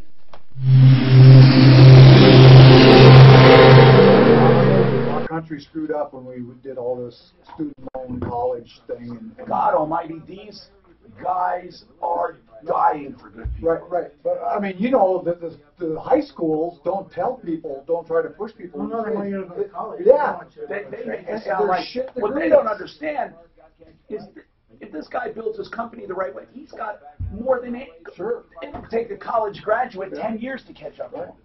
And that's a good college graduate. I went to school for computer engineering. Oh, you did? Oh, Yeah. you would have done. I worked for Storage Tech for years as a field engineer for them. But after Y2K, All the IT people dropped. IT just fell on its face, and I was one of the guys that fell out, and I'm like, well, where am I going to go? So I went. We couldn't get enough IT people prior to Y2K. After Y2K, boom, in that dump. Yeah, and now it's going back up again. It's doing that same thing. Yeah. Would you like to go back into that? I don't know. Well, he has I really love plumbing. Do you? I didn't think I was going to. It's kind of dirty sometimes. Sometimes. Other times, it's not bad at all. But for the most part, you know, like what we do in service and repair, it's actually really nice. I love PECs that they. I love the customers, really. I mean, it's weird for people to say that, but no, that's good. I like meeting new people. I like talking to people. I like, you know, one-on-one interaction type stuff. And that's, as a service guy, that's what you are. You're one-to-one. And the guys that are on my team, they're like that. They're just. Because I get too many complaints. You meet any one of my guys, and you can like, I'll let him in my house, do whatever he wants. I get too many complaints that it's almost they sold them stuff they didn't need. We have customers that will be like, the keys underneath the mat, just go inside, get done, let me know what the bill is going to be. You know, I'm like, wow, okay. And it's just because they've built such a rapport with our entire team. Like, from the time you call in for a service call, you talk to Patty on the phone, and she gets you squared on the phone, and she gets you set up with a technician, and you meet with a technician, they go over everything. It's supposed to be very conscious and good. I tell people, I don't really sell plumbing, I sell an experience. But she. You know what? That's a good attitude. That is a great attitude. To take all that information. Great attitude. She must be good. Patty must be good. She has her moments. She's good. But what I'm saying to be able to, because there's many. Communications for they know what you're getting. And then we have scripts for all of that to make sure that the end of January is when what they they need to know. Oh, I'm sorry. I'm just when trying to the get dividend date. more people to call us to come and get us out. I mean, you should say how much you sell it after you buy it. in the area. Yeah, you get some good. As long as you held it on that day. The ex-dividend and the closing And it's of just the it. way So, we do the it. ex-dividend date, you know, when you sell Verification stock, takes a while, but it takes like 2 days. It does. It absolutely does. You know, and that's why when you see, you must be been working doing on it for a something. few years. Right. So otherwise it takes 2 days to actually start that. So the time the ex-dividend date is good. You know, about every 10 years, That's what's called ex-dividend days. And the payday could be 6 weeks right out. now, see what it is. I like being a college professor. I like that. I like teaching.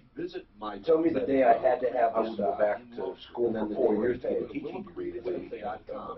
Oh, no, you can dump it right now. They allow you to go in these locations. You can dump it right You now. don't have to have it. You still get it. No, you have to be an adjunct professor. You have to have Right, you'll get it. It's 4,000 hours 25 cents a share is what it is. in that field. But how about So the you have percentage? that, right? Yeah, and I have that. Oh, 20, you're saying that's the 13. So why don't you just teach that then? Because they don't. The adjunct 13 was a special. So I already get, I'll get Not my good at the seminar. adjunct professor. Absolutely. I Absolutely. can't teach adults. See what day I get it, would you? You can't teach anyone. No, even in a vocation, not without going back into a 4-year teaching degree now. Because what I was gonna do was sell it. That's- You know, that's funny because you have people who are probably more qualified to teach. Oh, because you got lost. You can take I mean, I it. could see if it was surgery or No, law, no, but you if gotta you're wait talking 30 about days, doing otherwise it's something, lost you know there. how to do it. Well, I'm thinking of more just, I think I can literally buy it lower tomorrow. I'm watching this, man. I went Okay, Mark, you know that wash sale, right? You know how that works. Read it, write it. Go ahead. If you got a loss, G-code to go you into the sell it machine, and buy it then then, edit, you can't take that loss. and then run the machines up to If I rebuy it. three If you dimensions, rebuy or it not within three 30 dimensions. days. After 30 Instead of days, holding you the can take part, that you're holding loss the and chunk then of everything terms. is on the news So it's because it's called a wash sale. So what? So the part's stationary, but the thing moves. Well, in 3 axis, the part stationary and everything moves, but in 4th axis, you put it in a chuck. I don't know if I agree with you. So you do turbine Absolutely, shafts. it's absolutely true. Lunch? Joseph A. Lazara is an attorney that I hope you never need. Joe Lazara Does criminal defense, and he mostly does DUIs and marijuana stuff now when people get busted for drinking and driving or smoking and driving, and there's no reason for it, just plain stupid. But Joe accepts stupid. He accepts people who have made mistakes. He accepts people who are falsely charged. Listen, I'm not going to judge you, okay? He is a criminal defense attorney, and if you need him, he's there, and he's good at what he does. Please, though, consider Uber and Lyft, or not driving at all if you're drinking. Get a designated driver. 303-429-6200 is Joe Lazara. And again, I hope you never need him. He is a great guy, though. LazaraLegal.com, 303-429-6200. Another attorney I hope you never need is Gigi. Wink and Wink. Mike and Gigi Wink. I don't know if you get a complex with me saying that all the time, Gigi, but no. Anyway, this kid's 18. I'm sure. How many of these do you get, percentage-wise? Now, we get a lot. We've talked about this. You get a lot of divorce and unemployment, death in the family. You get a lot of people who were fired or people who have a medical catastrophe. That's one of the biggest ones. Yep. I understand that. And contrary to popular belief, most people are not just deadbeats who decide not to pay or do it on purpose. But how many of these foolish, I call them, bankruptcies, nothing against Patrick personally, but how many of these young, foolish bankruptcies, percentage-wise, do you see? It's probably the smallest number. Oh, really? Good. You know, if you were going to try to categorize them, yeah. It's like, what, 2 or 3%? Yeah, I would say that's in the ballpark.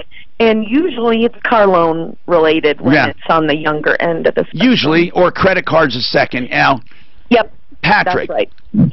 $18,000, are they all credit cards?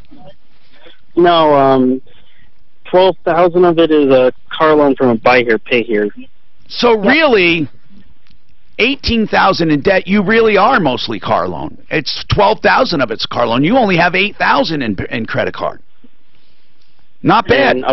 And medicals and. Oh, hey, hold on. Oh, yeah. Okay, so you have 12,000 for a car. What else? Let's break it down quickly. Credit card. There's 1,000 for a credit card. Utilities, mostly cell phones. Okay, and then medical. What medical? Just from an ER visit I had and a couple other things. I just can't remember what they were. Right. Now, I'm not going to go over what I did before being your big brother or father or grandfather as far as all the home services and career path, but I just want you to know the Band-Aid here actually is more than a Band-Aid. It's surgery and it's a cure for now. Is only going to help you for a little while. You're going to have to really, really work hard to reestablish. The good news is you're 21. You're going to forget this ever happened by 25 if you stay on a good path. Now, the deal here is this. A bankruptcy, Chapter 7. Gigi, it sounds to me like this would be a very simple bankruptcy. It sure does. No income. Nope. All dischargeable. Yeah. The only thing we'd want to look at is, tax refund. You don't want to lose that, so we always time it as best we can so that people don't lose any assets at all. So, how much does it cost them? Well, our base is $1,500 for a 7, but that includes the filing fee to the court. You pay the court $335 for the privilege of mailing out notices to all your creditors. Which you don't have to do if you go with you. It's all done. So, in other words, you pay it out of the $1,500. It's all included. That's right. And we can be retained for $200. We're your lawyer. You start sending all the calls to us, and you can pay us the rest over time. Now, you're not making any money at all right now, Patrick. What would you do? How would you get $1,500? I actually have no idea. Yeah, okay. That's tough. What about? Sometimes it's if you've got the potential to get working, when you're not working and you don't own real estate, there's nothing that the creditors can really take from you. Right, so there's no hurry is what she's saying. That's right. Until they get judgments and garnish wages. So, Patrick, how are you paying your room rent to your friend? I'm actually behind on the rent. Are they threatening to kick you out? No, they're just getting frustrated at the moment. If you went to your parents, I just need to know this just out of curiosity, and said you have a plan Because it sounds to me, Patrick, like you don't ever have a plan. It sounds to me like you're a willow in the wind, and you just let things happen to you. And I don't know why. I'm not going to get into that. But if you said, Mom, Dad, I've been a deadbeat, and now I have a plan. I want to pursue this career or this job path. I have a plan. I found a job. I want to work hard, and I'm going to do a bankruptcy. Would they help you at all, like letting you live home, or is it absolutely out of the question? It's out of the question. They don't even have a room. So they wrote you off? Yeah. Okay. Do you have any brothers or sisters? My brother's in the Army, and my sisters live with my parents. Okay. So you're on your own? Pretty much. How long has it been that way? I've been self-providing since before I got kicked out of my parents' house. What started you down the bad path here with your mom and dad? Why? Just what? Are you on drugs? Do you do drugs? No. None? None. Then what accounts for your lack of path, lack of plan, lack of goals? What if you had to self-diagnose? You're laying on the couch, but you're also sitting in the chair watching you lay on the couch. What is wrong with Patrick? I couldn't tell you off the top of my head. No motivation? No, well, no idea. No idea. Nothing. I mean, you do recognize, though, you have a problem with, life, right? Failure to launch is the classic term. Yes. What would your parents say if I asked them about you? They would try and have me avoid filing bankruptcy and find a way for me to pay. It's just really hard to pay when... No, I understand, and I'm not going to get into that part, but what would they say about you if I said, tell me what kind of a boy Patrick is confidentially, let's hear it all. What would they say about you? I'm not quite sure. Okay. So, Patrick, you asked about bankruptcy.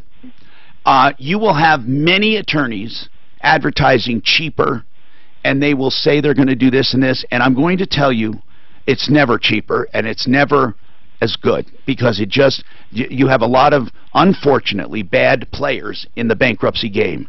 Be careful about that. Winkandwink.com, they're a great company. 303-410-1720. 303-410-1720. I will say this, Patrick. I hope for the best for you, but I don't even think Patrick knows enough to care at this point. Do you understand what I mean?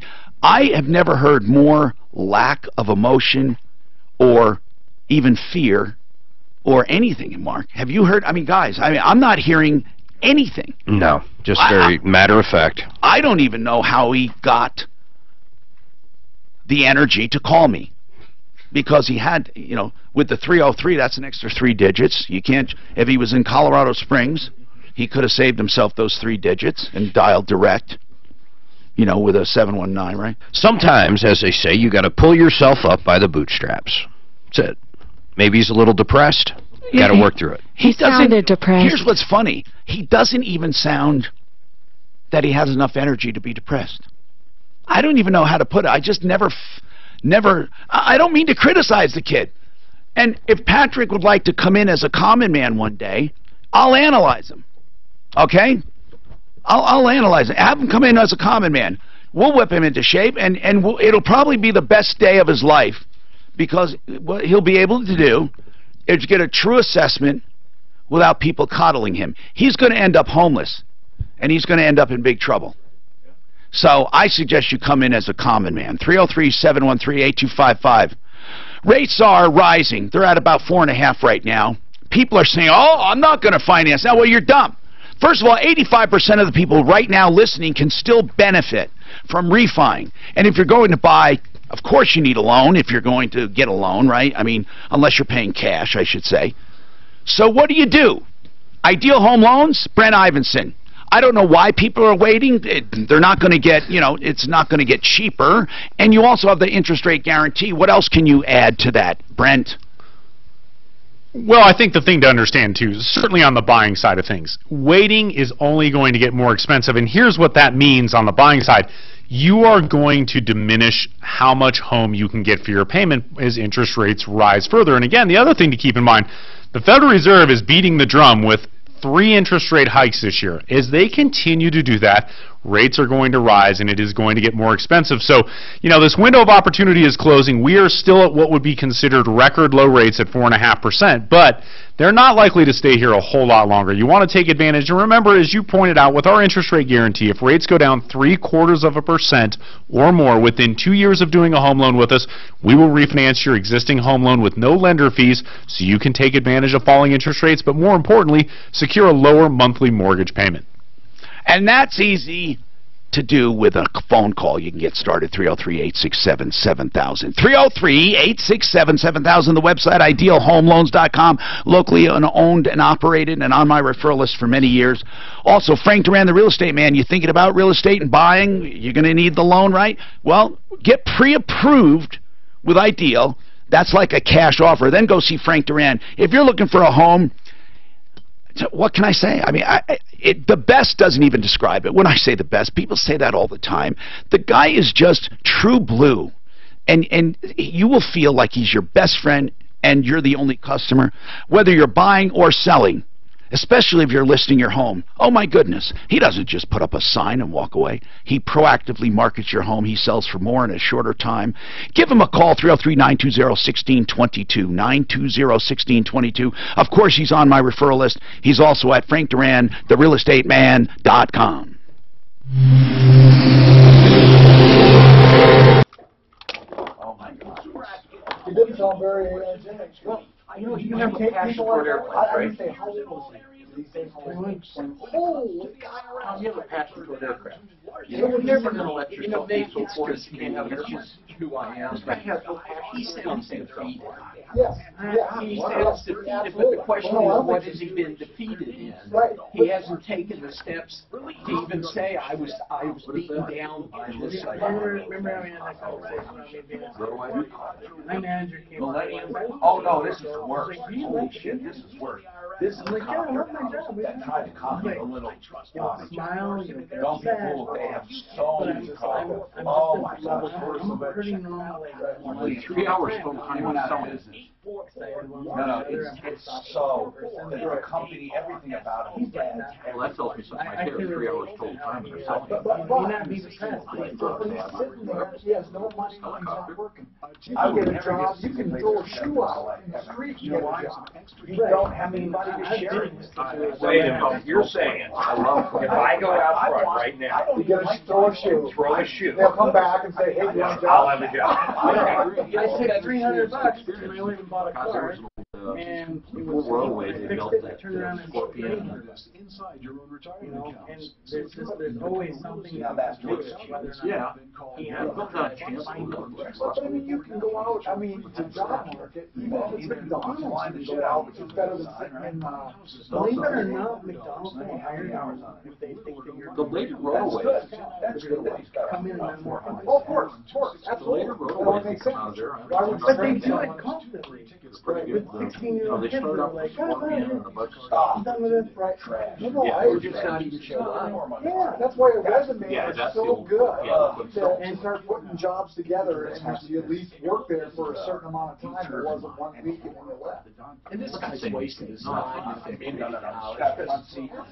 doesn't even know what it is. Right. So he should put it down But aside that's and try to figure many, out what the hell. Dave, that's many people. They go there because they think that's what it is. They think it'll help them find clarity, and it does Right, not. it does not. That's why jobs do, because you can see a part-time job. going to get a See, when I went to, you went I'll to do go that. to, There's one of those sitting up yeah, you have an idea of money, you know, when I went, that's where I started. But you needed a vocational school. You need to say, hey, I want to be an electrician. I want to be. You have to have. College, you can go in there and take exams and stuff. Of course, and that's And what after, it's designed to take your and after 5 years, you can have nothing. Are they? Yeah, I mean, really, It's college. expensive, and it's Oh, expensive. I am trying to put my oldest through, so she can get to medical school. She wants to be a surgeon. And I'm like, Let me tell you, that's. You know what you Tell should her tell her to do? That's a lot. She should go in the military. right, but she's like, she's gonna go and be a nurse first. Oh, wait. Get in the field, find out who truly loves it, and then she'll take her own money. People don't realize Daddy ain't got it. how good the military can be. The only thing, it's not fun. You know, it's not a whole lot of fun. You know. Do you think being in medical school is Heard of that, Brandon? It's more fun than sitting in boot camp, or at least you're doing something that you see that there's a benefit. We're not at work now, so yeah, I think it would be probably fun to be in but be fun? It's still not fun. I don't see how it would be ever exciting to be in a medical. I won't fly on it. A neurosurgeon saving someone's life, cutting out a tumor. Being fun. You know, Hanging out, like, like, I don't even want to go to the MX, you know, it had just a launcher. But you don't, that's not your cup of tea. It's when your two daughters come and right. just nothing. She loves the cost. I'm like, I just want out of here. Sure. As fast as I can get to the reception desk and back out, I'm good.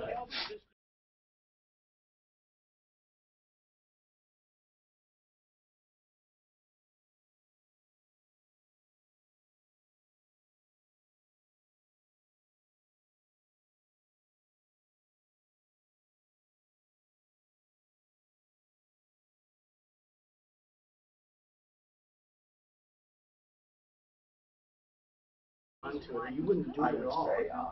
It's all the money. Right. Well, it doesn't even have to be fun. It has to I be guess fulfilling. I mean, there's rewarding. I bet you enjoy doing it.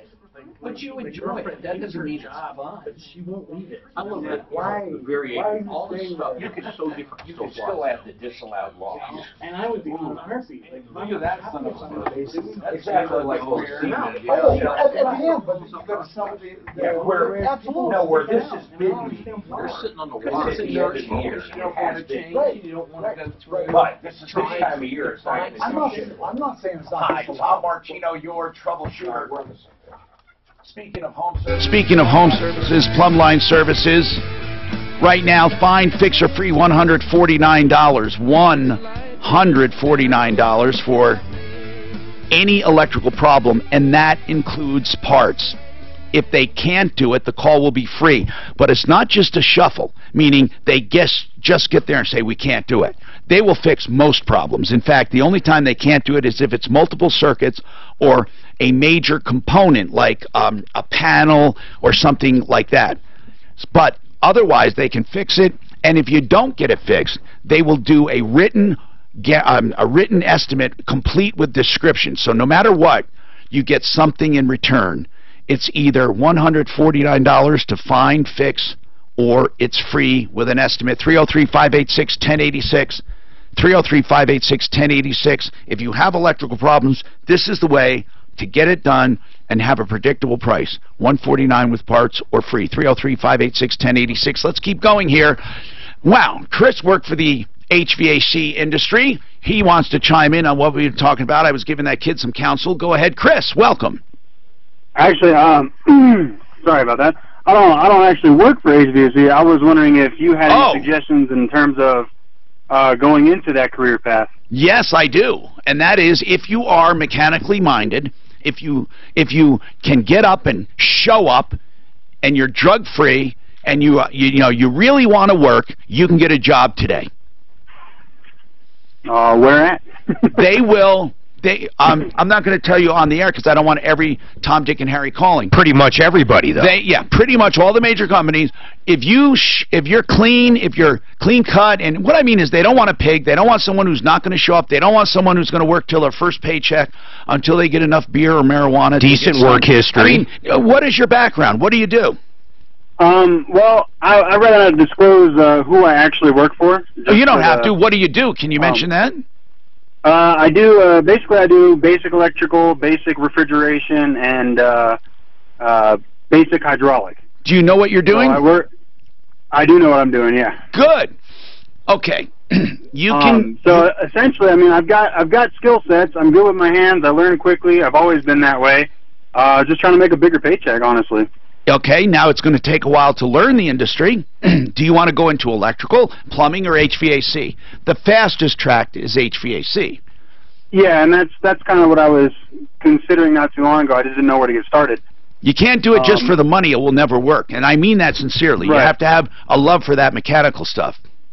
Oh, and I do. I mean, my own hobbies are just working on cars and stuff like that. Good. It's just not something I've ever wanted to become my job, because then it's no longer fun. Okay. So what you do, present yourself. I would make a short resume of your interest and skills, then a brief work history, but interest and skills, and a little bit about yourself wanting to learn, showing up on time, all of your tenets that you believe in as far as, bullet points. Seriously. So I would go, I believe you should be this, you should be that, you should be this, blah, blah, blah. I have worked here. My interest and love is in this area. I will do this for you, given the chance. You get that together, and I will make sure it gets to the right hands. But you have to do the homework. And then, Suzanne, give him an email to send that for me, please, on that resume. That's what you have to do. And, all right, not a problem. And I can help you, and I really will, okay? 303-713-8255. What do you think? Good advice? Anything you want to add? Anything you want to disagree with? There's a Craigslist, unfortunately, still has a ton of listings out there. You can find HVAC companies that are looking to start people out to get them started. And their resume just first. Be careful. Be careful. But their resume is the one. You know, he's got to get that started first, for sure. And remember, I always say you market yourself, not necessarily to who's asking for help wanted, although that's a great way to start, but be proactive. Because if you send a presentable, kind of cool resume with a good, with a good pitch, they'll remember it and they'll keep it. And I have some secrets for that. First of all, my first secret, it's not a secret, never use white paper, ever. 303-713-8255. Let's talk to Robert. Robert, I got to take a break. Brutus is going to come in here, he said, and kick my ass. So, Robert, but what do you want to talk about? Hey, Tom, I listen to you all the time and hear all the horror stories of people buying used cars and not getting them inspected. Yes. So I'm in the market for a used car, but I'm looking at a few that are still under the manufacturer's warranty. So why get it inspected? Hold on, we'll talk about it and more coming up, Robert. Thank you for asking that because it's very important. Centeno Schultz, if you're looking for stem cell therapy, those words should mean everything because it's a genuine, living stem cell therapy. But more importantly, they have other modalities. So if you're not a candidate for stem cell, and believe me, a lot of people aren't, they can do PRP and they can do other things. They, of course, are doctors. They can even do surgery. Centeno Schultz, of course, does everything they can to help you in stem cell therapy, being the original clinic to do living stem cell therapy. Please don't get sucked in by chiropractors' offices advertising stem cells when all you're getting is amniotic fluid. The only way to get living stem cells is to have them harvested on site and re-injected into you with imagery. So demand doctors, demand imagery, demand living stem cells, demand Centeno Schultz. 303-963-9201. 303-963-9201.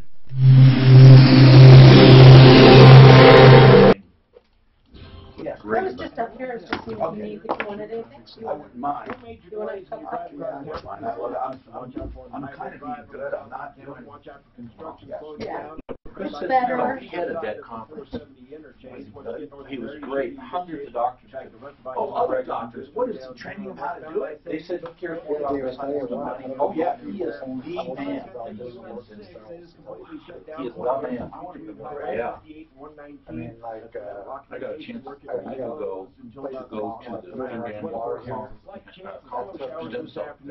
And the doctor was such a new therapy that is so promising in human trials in our country. It's diabetes, blindness, people about wheelchairs. I mean, it's just amazing. Without Billy Graham.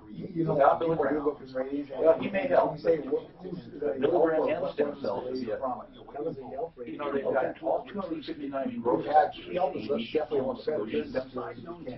still not exactly sure the stem cells could be all those out there. It's still a very The problem is right now, we still identify rarely really stem cell therapy. Put good reviews in And the work all is 90% of money home are that's cage windows. Yeah, 9%. Somebody Killing the good science of home. When you have a 90% failure rate of anything, the press gets I like your flash stem cells don't work. It's not true.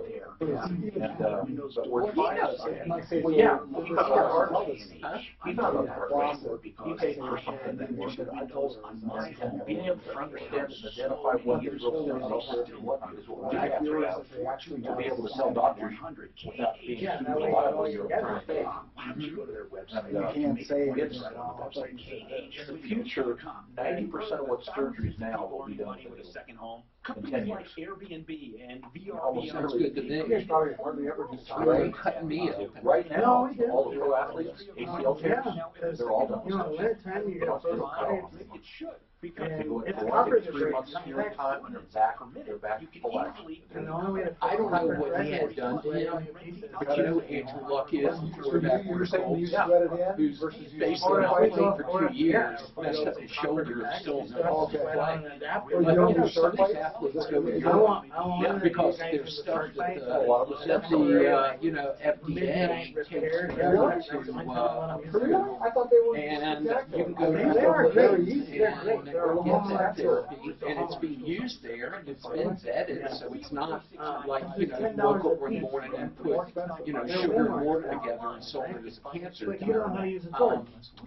But they need to get quicker ways of approving things, because, you know, you shouldn't have to leave the country to get something that's tried and true in another developed country. Have you heard about Shark fight is a mechanical right across fish from you? designed to last for 3 square blocks, 400 world-class dentists. 3,200 Americans go there a day. They guarantee it for 20 years. I'm not one. However, These are it all needs your sealants inside of they're rubber still O-ring. but implants Rubber O-ring dry rot. 10 years How ago, fast are you supposed to replace the tire? How often should you replace the tire? Here, run out of the gum line and break off. 10, 20 years. No, I know. Mark used to be a They're tire 20 guy. years. Right, it's been 4 years. Retired? They had 10 years ago, they had a thing called just like a computer. Depending on what type of environment. Put it on your cheek, they don't play with it. 55 years. Yeah, I mean, because you're right, there's people that sell used That's a tires. rubber O-ring. It's made out of vulcanized rubber. In Europe, it's 7 years. You can't sell it for that price. In the U.S., we're It's got a rubber O-ring. Okay, remember, that's got water going through there, so that water is. It's on the outside of the pipe. Plus, if you put like some kind of moisturized morning and cancer could be cured. What happens to the hospitals? No, but that rubber O-ring, what happens to the pharmaceutical? It's still exposed to the What elements. happens to the nurses and everybody else So who the provides? water is still. I'm not saying, The water. let me just put it this way, there's not an incentive to see an end to cancer. I got type 2 diabetes. You know how many trials that are out there trying to cure type 2 diabetes? It's really complicated. The water not touching on one side. Oh, on one side, yes. Because treating it is very lucrative. I've only used them one Here, time. person medicine. Exactly. And they make it easy. Hi, Tom Martino here. Looking to save money on a home improvement if it comes to kitchen countertops and cabinets, Art of Granite. Just remember that, all. Art of Granite. Art of Granite. You'll get a price right now on the phone if you call them.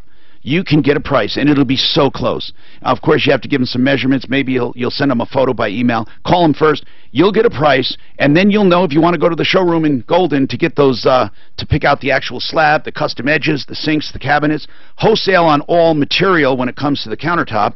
He's an importer of granite and quartz and other natural stones. He also has other solid surface stuff, man-made stuff, and a small markup on cabinets. It all takes 1 to 4 weeks. He's open 6 days a week, and he serves the mountain communities as well. 303-386-5919, 303-386-5919, artofgranite.net. Joe is in the HVAC business. I've talked to a young man about possibly going into home services and other things. Joe, what is your comment? Well, it's a great field. Once you get into it, you could make $100,000 a year doing this. Yep. And even higher up. That's right. Depending on what you're doing. I've been doing it for 25 years. I've never been out of a job. Wow. I have people begging me to go to work for them. Yeah, with signing bonuses. Yeah. Yep. Yeah, we have a $3,000 signing bonus. So that's how aggressive we are trying to find people. You can't find people to hire. Isn't that nice? Isn't that nice that right now, when you see these people on the street with a sign, you know, we'll work for food, I always ask, why aren't you? I mean, it's that simple. Why aren't you? What is holding you back? Do you realize anyone can work right now? It used to be that way in technology. It's still good in technology, but not the same. Now, if you are mechanical minded, if you are interested, in fact, you know what I'm going to do, Mark? I'm going to have a get-together, and I'm going to invite my friends in the home services business to meet qualified candidates who are willing to learn and willing to start a career path. Well, we should go a step further and throw in automotive there and some of the other industries that are hurting. But let's do this first. Let's segment them. Let's do one for automotive, and then we'll do one for home services. Let's do it. And we'll have our good friends there from the referral list to guide you on what they want to see, and I'll bet you we can get many of you jobs. And if you already have a job, maybe you're working in a warehouse making nothing, and you want a career path, and every one of them will lead to a six-figure income. Every one of them. Let's do it. Let's do it. I'm gonna set this up, okay? If you're interested, call Suzanne, leave a name and number, or better yet, write to us live at troubleshooter.com if you're interested. I'm going to have a get-together for you. Kelly. Yes.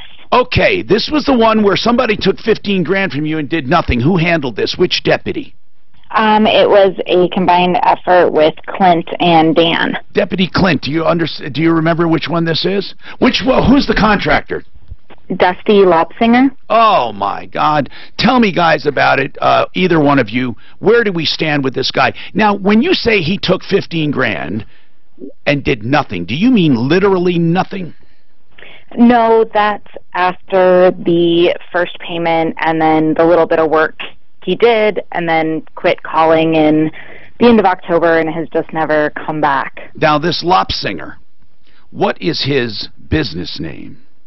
Advanced Building Solutions. Yep. Lopsided buildings and construction. No, this is terrible. When was the last time you heard from him?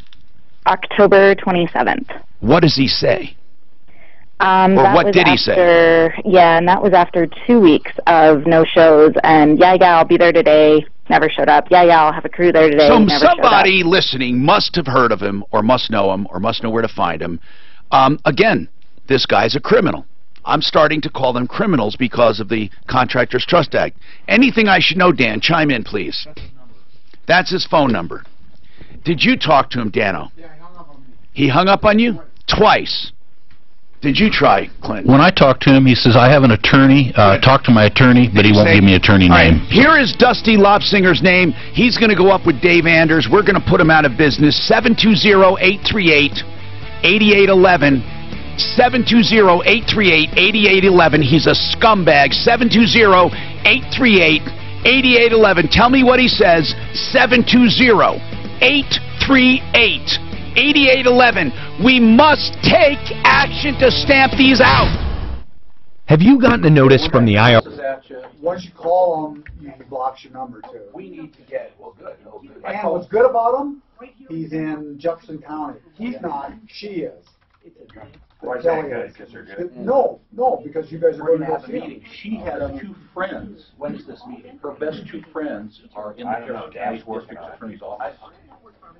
Daff, if you're listening, when's our DA's meeting? He's in Adams County, but no. But he's an asshole, right? Oh God, yes. Yeah. The worst I've experienced. So he basically thinks he can just take money. He looks like a porn star. He must. Now you have a photo? Yeah. Good. I want to see it. I want to put him on. We're going to put him on the Sleaze brigade. We do that this afternoon as soon as we're off. Okay. Yeah, this guy deserves this. He's as bad as I've had since I've been here talking. What's he look like? I've called him from about 5 different numbers, so he can't block me. Very good. Whereas I've already tried to build the picture up. He's called me all kinds of names. His attorney to us. The attorney that he has he has contractors, the Jedi, you guys used to pay. Hey, are you making fun of farmers? He just made fun of farmers. If they worship farm tractors, I tell them I could be your best friend or worst enemy. That's where you draw the line. If they worship farm tractors, make it look good. This guy. Dan, you better watch it. He has no interest. You know, there are a lot of people who read Yelp and My God, man, what are you websites. I pretty much always go in and Google people before. Why don't people know about these guys? Why do so many people give so much money up front? My God, if somebody asked me for 15 grand up front, I'd laugh at him. That's him? He's with a beard, without a beard. Okay. Does he look like a... He doesn't even know in a selfie you can pull the phone down, you stupid. Does he have a neck tattoo? He may. I'd like to know. Look at the selfie. He doesn't even know you can put it off to the side. And the same Facebook he's no longer has. I mean, I tried to get the Facebook. Is there any way of running a background check on him without a date of birth? Yeah. Do it? Because I'll bet you anything he has. Dustin, his name is Dustin Lobster. That's a pretty unique name. Unique name, yeah. I'll bet you anything he has a record. I heard it's the second time this year. The guy with the neck tattoo. Does he have a neck tattoo? No, unless he just got it. Oh, I finally came up.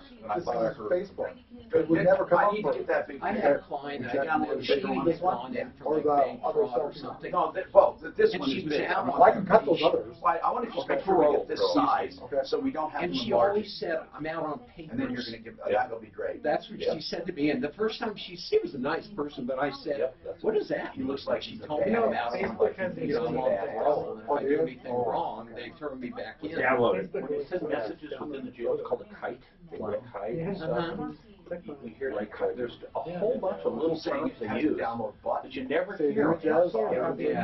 Well, that's why we're saying what it was. Yeah, that's easy. Save image as, and then just give it a name. And that would make sense. I'll use it after. What else does he have in his photo? Not that the screws don't know what it is. Yeah. Click on his. You don't hear that turn in the court, do you? I'll guarantee this guy has a record, and he has a big truck. Surprise. Yes. Well, let's take his. Okay, let's take that. Go back to Is that meeting set up, Tom? Jeffco? Kelly's two best friends, Chelsea and something else, work at that DA's office. I told her to start letting them know, and I gave her the CRS for the Contractor Trust Act. You can go down to the scroll. Anything else? We looked at all of them.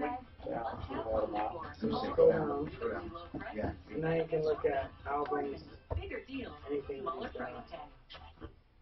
He doesn't have that. He's done. We won't keep his. So that's the first time I've been able to get into his Facebook. Oh, you got in? Yeah. Somebody sent me some Facebook stuff on my phone, and I couldn't blow it up or do anything with it. So, they have the one with the kid or something. Yeah, like a daughter or something. Yeah, we don't mess with that. Yeah, no. Yeah, that's the picture. No, but that's what he does. He starts cursing at you. You have a side of the story. I got a lawyer. But he took the 15 grand and what would you say? He just pulled the pictures of him. He pulled the demolition. He just pulled it down with. Yeah, he just put a chain around his truck and pulled the carport down and drove away. Does he have a business? What do you mean? So he didn't pick up the mess, left it laying in the back, and it ripped off part of the house inside. This is what it is. This is what he left. Yeah, let's give me that picture. Okay, right after the show, that's our next one. See how I pulled the whole side of the house? I want you to go to town on this one too.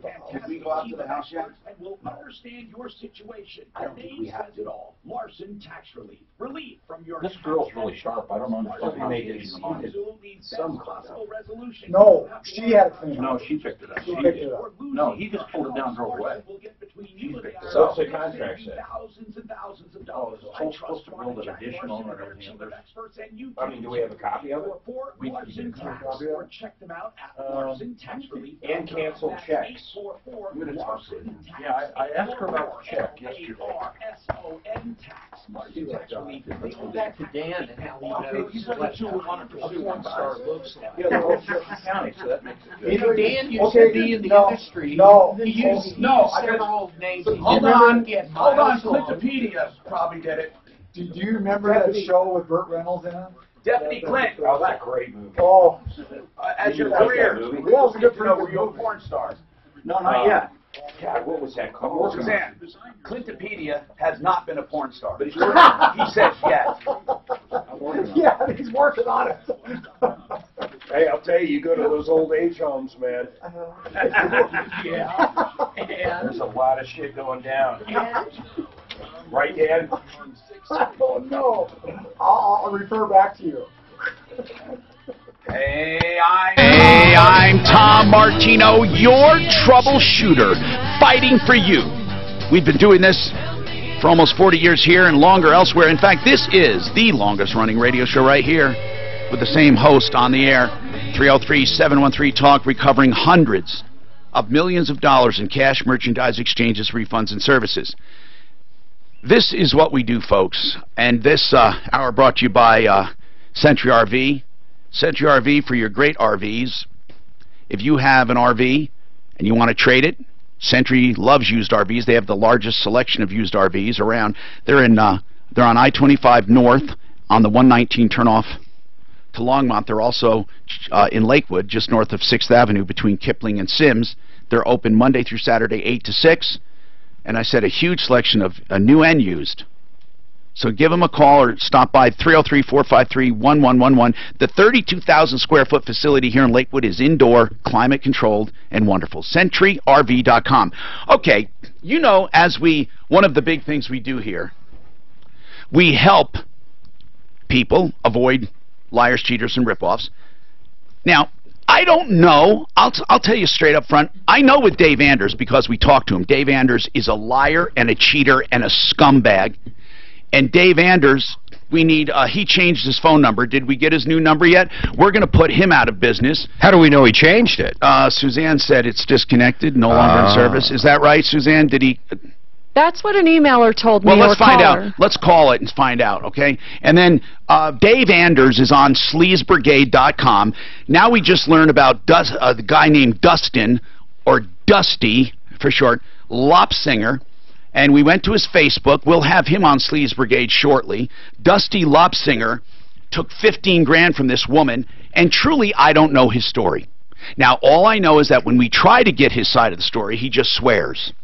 And he uses vulgarity, and he threatens us with an attorney. Well, Dusty Lopsinger, whether you're listening now or in a podcast, we invite you to get an attorney, and we will decimate you in court. We look forward to it.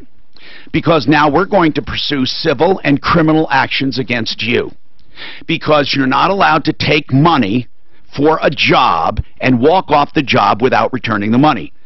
The Contractors Trust Act clearly specifies that you must keep the money in trust. So where is the $15,000 you took from Kelly? Kelly, last you heard from him was October. He never gave you any warning. He just left. How long after you paid him the 15 grand did he leave the job? I paid him the first deposit about the middle of September, and we started work the end of September. And what work did he do? I understand he hooked the carport to his truck and pulled it down. Well, I didn't know that he did that, but he did pull the carport down. Oh, okay. Who said he pulled it down with his truck? I don't know. Somebody said that. Did we... I have no idea. All right, well, you have no idea. Well, if you don't have any idea, we certainly don't have an idea. But he did take down the carport. He did take down the majority of the carport, and then he left a whole bunch of demo. Who did the rest of the carport? Me. You actually had to tear down the rest of it and have it hauled away. Yep. I just want to see a copy of the contract. Do you have a copy of a contract? I do, and I sent it in. Okay, do we have that, Suzanne or Dan or Deputy Clint? We will get that. And we're going to put him up on Sleaze Brigade, but we just would love to hear from him. We would love. I mean, you listen, Dusty, I'm serious now when I say this. You will have a chance to give your side of the story. Completely. I'm not looking to not... Listen, we do not want people to be unfairly treated. We did, before we called him a scumbag, before we said that he took the money and ran, before we did that, we did talk to him, or tried to 3 times. Was it 3 times? Dan twice, Deputy Clint once, or you did 3 times? Okay, so we multiple calls, let's just say that. Multiple calls. So Dusty Lobsinger, unfortunately, on his Facebook, you can see he has a family. It's just unfortunate.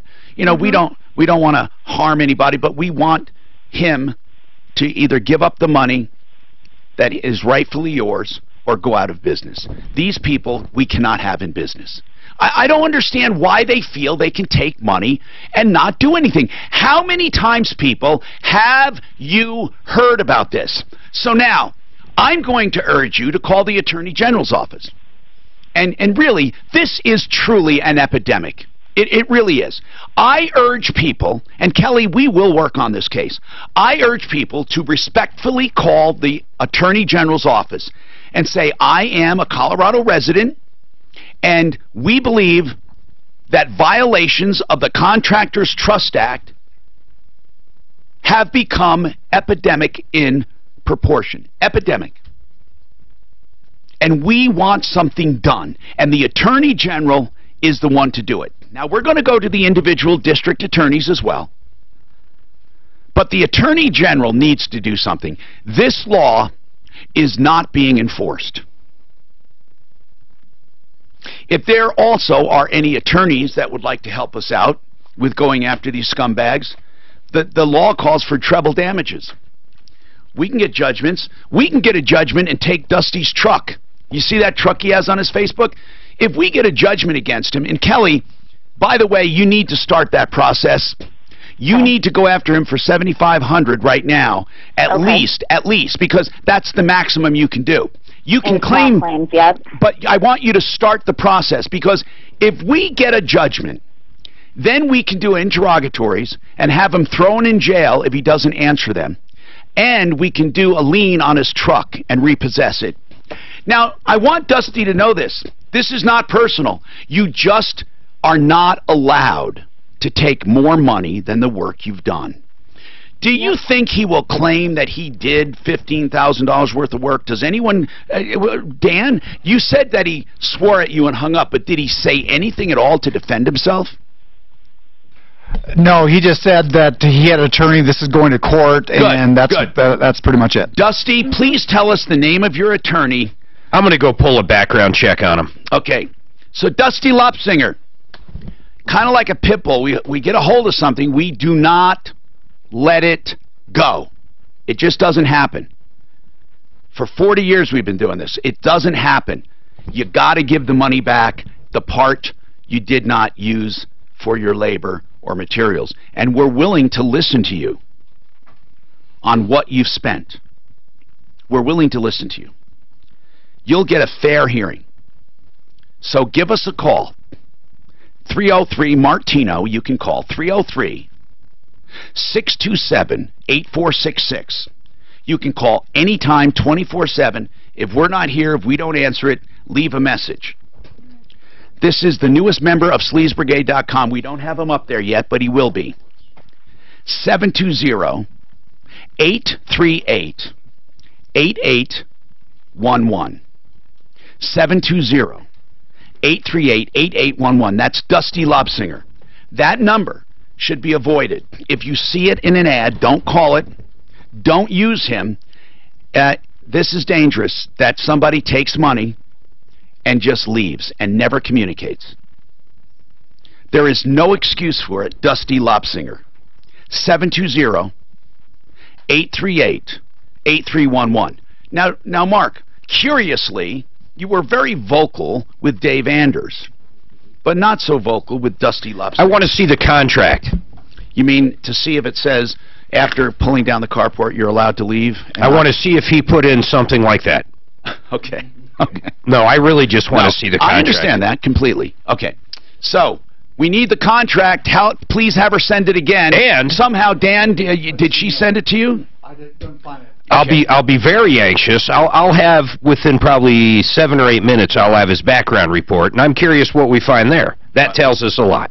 Okay. Stay tuned for that, people. Stay tuned for that. David has a question for David Salisbury, attorney at law. David is our guest today. He's on the referral list at referrallist.com. When he's not here, he can answer your questions. All initial consultations are complimentary. 720-493-3911. So what is your question, David, for Mr. Salisbury? Yeah, hi, Tom. I have a question in general about beneficiary deeds, and I'd also like to give kudos to David. From your show, we went and had David do our will and take care of us, and he's fantastic. Yeah, he is. He Thank really you. Is. He's done trusts for me. So what is your question? Are you asking for the benefit? Well, what I'm curious about is I have heard on your show, and I think I may have talked briefly to David about the beneficiary deed. I thought I understood it, and what I found was I had trouble finding a correct form or a standard form to take down to Arapahoe County. I found one, and when I went down there, and I talked to the gentleman there, and he said, well, there is no standard form that we recognize. And he said, as I started putting in, what I wanted to do was my wife and I, when we die, we wanted to leave the house to our 2 children. And we tried to fill it out that way. And he said, well, you know, when we register this, you're going to come off the deed. Well, he's wrong. Okay, now, so it scared me. No, that's not what happened. First and foremost, let's talk to someone who has done many of them. First and foremost, and why wouldn't you have had David just do it? I missed that part. He said you helped him out. I don't get it. Well, that's his choice. Yeah, that's fine. No, but I need a first and foremost question, just basic. Is there a form for it, for a beneficiary deed? You know, I've never searched online, but I would tell you there are a lot of... Do you do your own? Oh, I have my own that I use. Now, yeah. Next question. But yeah, I mean, he probably could find one from one of the websites that do legal forms. Next question. Yeah. Basically, what does a beneficiary's deed say?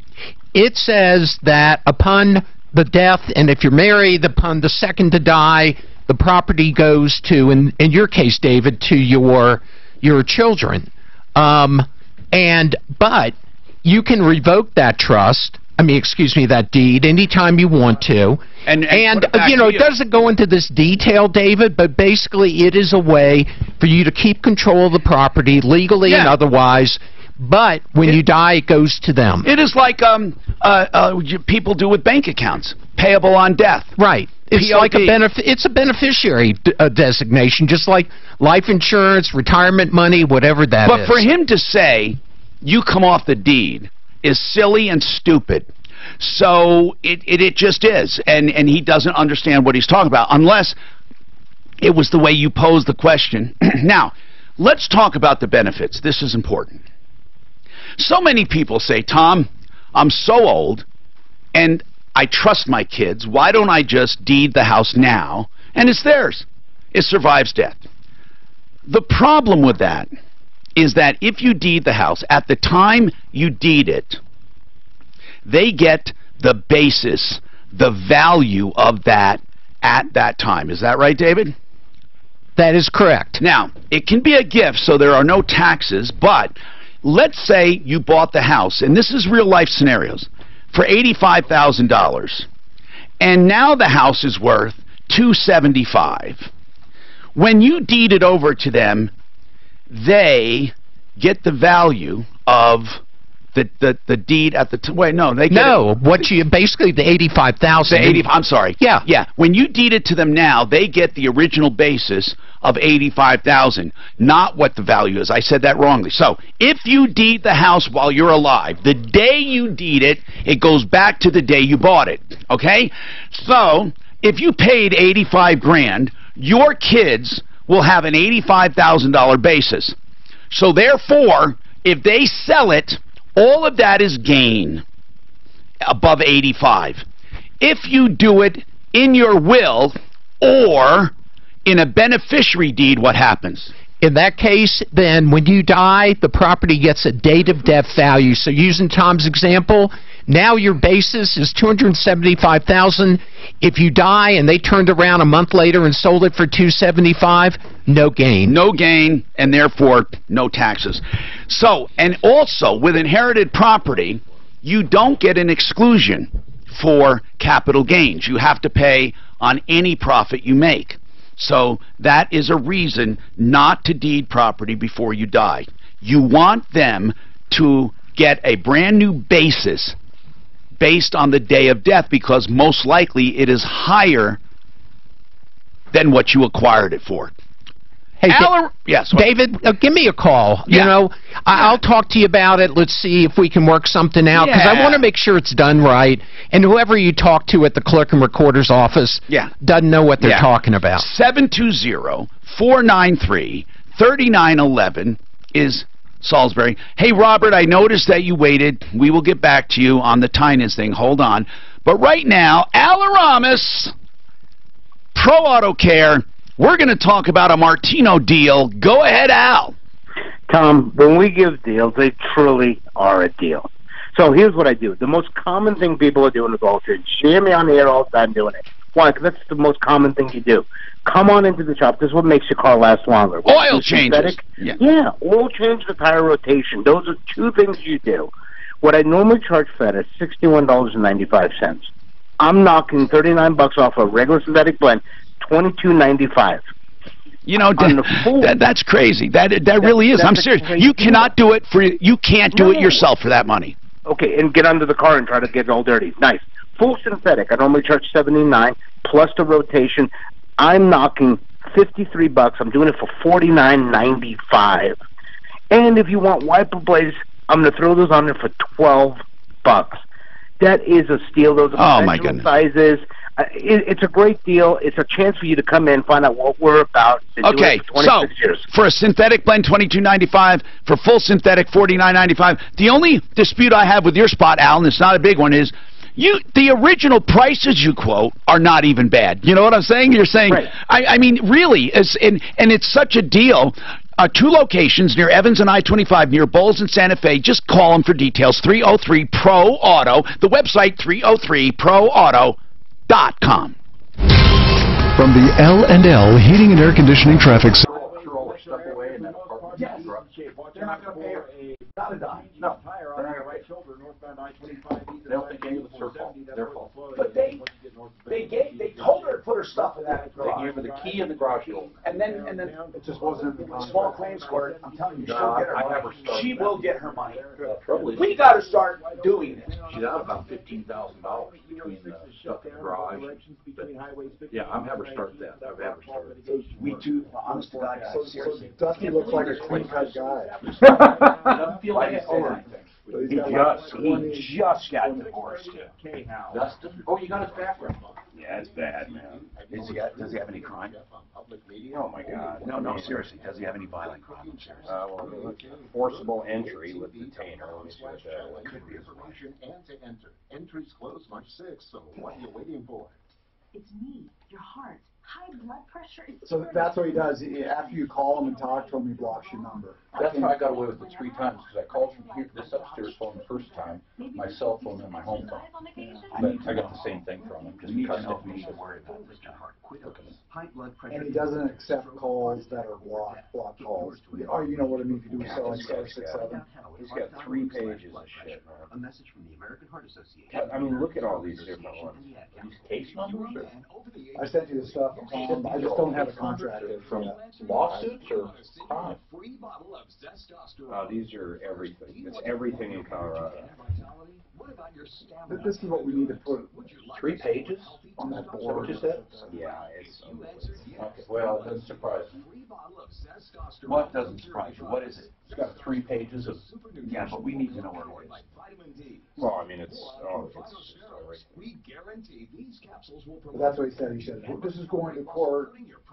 I'm not going to talk to you about it." Yeah, that's what I got. And put this to the test. Remember, it's testosterone to support healthy testosterone. Don't miss out.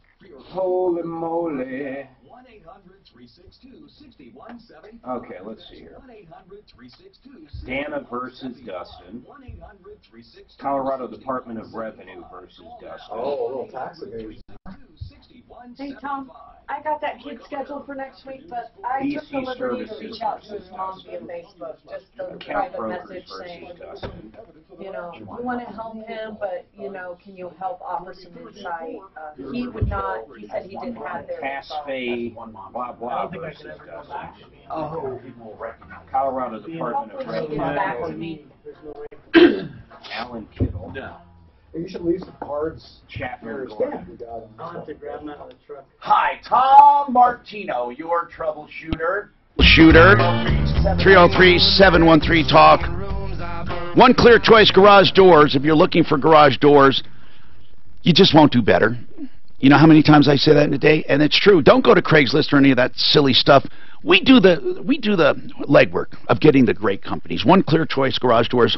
Opener starting at just $333. Wi-Fi compatible, battery backup, time to close feature. You'll love these guys. He runs it like the military. They're clean-cut, good, fast, efficient, knowledgeable. OneClearChoiceDoors.com. If you have an emergency, call them 24/7. Broken spring, call them 303-565-6409. 565-6409. OneClearChoiceDoors.com. Okay. Sex trafficking is a big problem. It is such a big problem that you'll be shocked to know Denver is like number 3 in the country for sex trafficking. I find that shocking. I mean, really, truly. I have never, ever heard of it being that bad. What does that mean? Are they kidnapping? Suzanne, you looked a little... Are they kidnapping girls? I mean, what are they doing? Tom, what I heard they do is they will send other like girls that, you know, are like Adeline's age and say, hey, let's go to a party in the Springs. I know some cool older guys down there. And next thing you know, they're gone. My God. Okay, there is something happening this weekend. So the 23rd, actually, the 23rd... It's tomorrow at 7. It's not this. It's tomorrow at 7 p.m. It's a concert. And then I believe the next day, yes, the 24th, is a conference. And the entire focus is on stopping sex trafficking, what you can do as an individual. It's called the Shift Freedom Conference. Cherry Hills Community Church. Now, tomorrow night a concert, David Crowder. What a cool guy he is. I met him a couple years ago. He is a cool guy. David Crowder, if you know anything about Christian music, he is a superstar in that arena. I mean, it's just good music. Whether you like Christian music, it's a great music. So Crowder will be giving a concert tomorrow night at 7. And then at Cherry Hills Community Church on Saturday starting at 9 in the morning. You can be at that conference. Bob Goff, he's a best-selling author of, Love Does. Bob Goff is a great guy. I've heard him speak. You'll be blown away by him.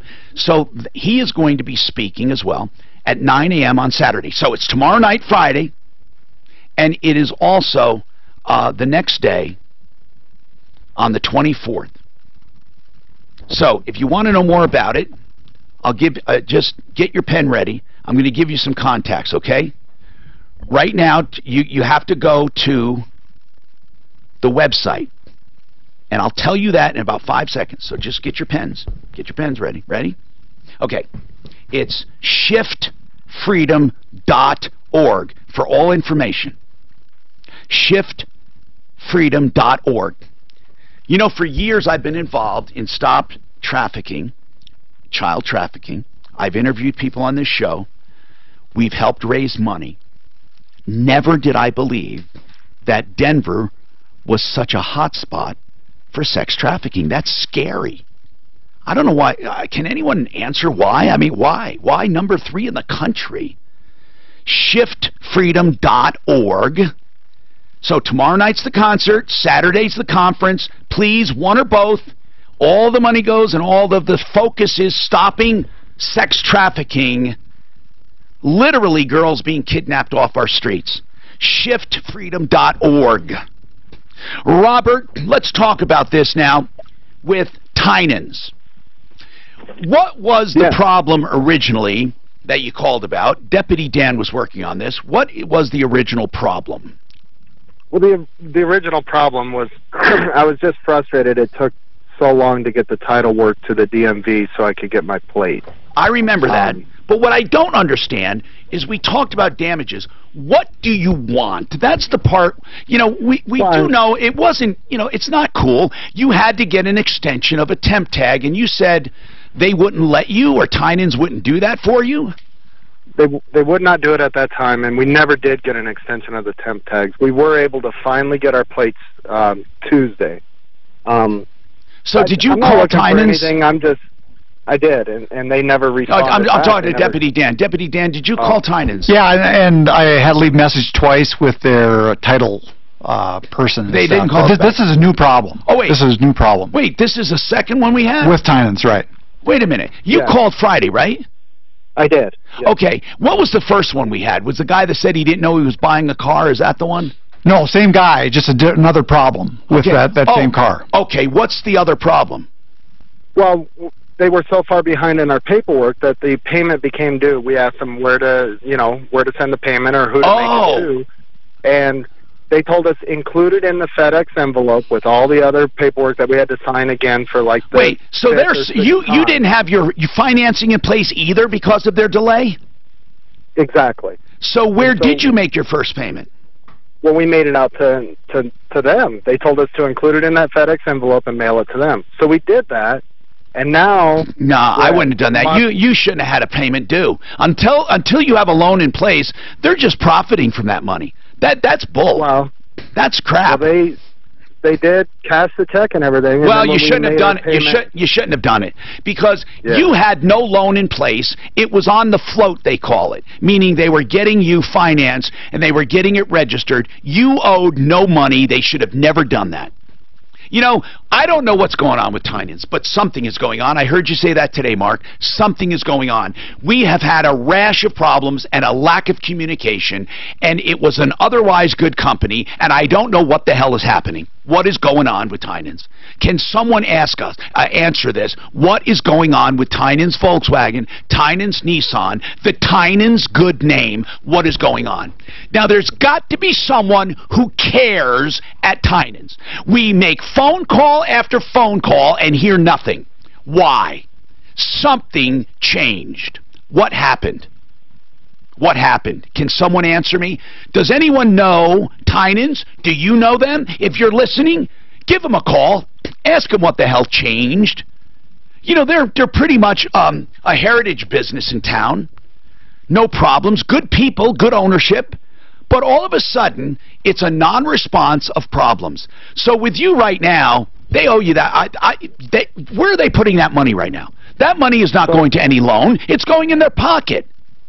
We did call their accountant, and their accountant did answer and tracked it down, and the lady said, we'll make that payment for you. They're not good. There is no loan yet. Well, they now listen. Did get the loan. Okay. And it said that we were behind. If there's a loan, make sure that payment is made.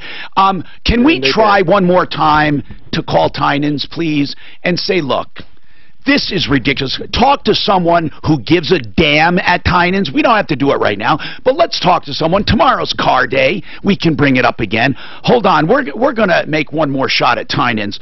You know, people, I urge you to tell them you heard about them on the air because you know why? Sometimes it's just necessary. Sometimes it's just necessary. When people, we know when things change. We know. We can tell. Where else did things change? At O'Mara, things changed. Right? Something happened. You know that because all of a sudden you start getting complaints. No response. No solution. Then you think to yourself, what is going on? I'll tell you, something happened at Christopher Dodge. Good. I used to hear all about them. And then nothing. Everybody loves them. No, seriously. So it goes both ways. Something good happened at Christopher Dodge about 2.5 years ago. Something good happened. There was a time that if there was a Dodge problem, it was Christopher Dodge. And then what happens? It it goes away. Something changed. I'll tell you where else something changed. North Glen Dodge. They were put out of business. Dodge took the franchise away because that family, they were so terrible. I forget what the name of that family was. I think it's Fitzgerald or something. That family did bad things for the Dodge name. So you see, we are a pulse of the community. Ron has a question for David Salisbury. John wants to know how to collect on a judgment. From the Fox Business Network on Wall Street, the major... Did you go to the thing Saturday? We are going. We're going to go. We're going to go tomorrow night too. To the concert. This is I'm not going to tomorrow. Bob Goff is one of the best speakers I've ever heard in my life.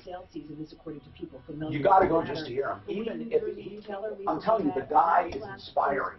I got 13 granddaughters, and it scares the crap out of me. I'm wondering if it's all the homeless people coming in and they get taken off the street. And it's scary. Because, you know, we have a lot of young people coming into Denver. You could just have an organization, a criminal organization, and they're based here. I mean, it could be as simple as that. But I'm wondering, are they people's daughters and stuff that live here in Denver that get taken? Listen, it's sex slavery. They're literally kidnapped and sent away. And here's a map showing the hot spots. And Denver, well, actually, in this one, Denver shows up as... Teaching just didn't seem like the best option here, but it doesn't show like these are much worse, I would think. But what would your 12-year-old self say? Okay, between 14, interesting and innovative things are 5 and 17.5 so are it's time to taken. put it back on your list. The average person, 12 to 14 years old, think about losing your fucking daughter. Oh, no. But Can you even imagine? But are they homeless people? I mean, we get a lot of, you know what I mean, homeless You know what? people. You know, that's a good back. 14's a little young for I mean, that's a good point. No. But think about this. I see those kids all the time. Yeah, or with their parents. Especially go downtown. I wouldn't even, their parents could sell them. I hate to even say that. Yeah. You know, I've got granddaughters to get straight A's, but street smart, they're dumb as shit. The new American slavery, where does it happen? I watch them do stupid stuff like this all the time. Look at this. Okay, here it is. The Urban Institute released a report, estimated underground sex economy in 2007 ranged from 39 million in Denver to 290 million in Atlanta. In the U.S. alone. Well, how do you estimate something? I'll bet you can't. Yeah, how much money they're making from it? Oh, I see, yeah. Denver's a hot spot for money. Colorado grand jury has indicted 7 people accused of running a sex child trafficking ring in Denver Metro. I heard of a guy, they went camping in the ATVs and stuff. The cartel showed up and just walked up, grabbed what they wanted on cam last. This guy's been convicted. You ready for this? Convicted multiple times as a felon. All theft related. Dusty? Yeah. He's a convicted felon. I'm still going. It's actually convictions. Twice so far. 2 different years. Felony theft. Felony theft.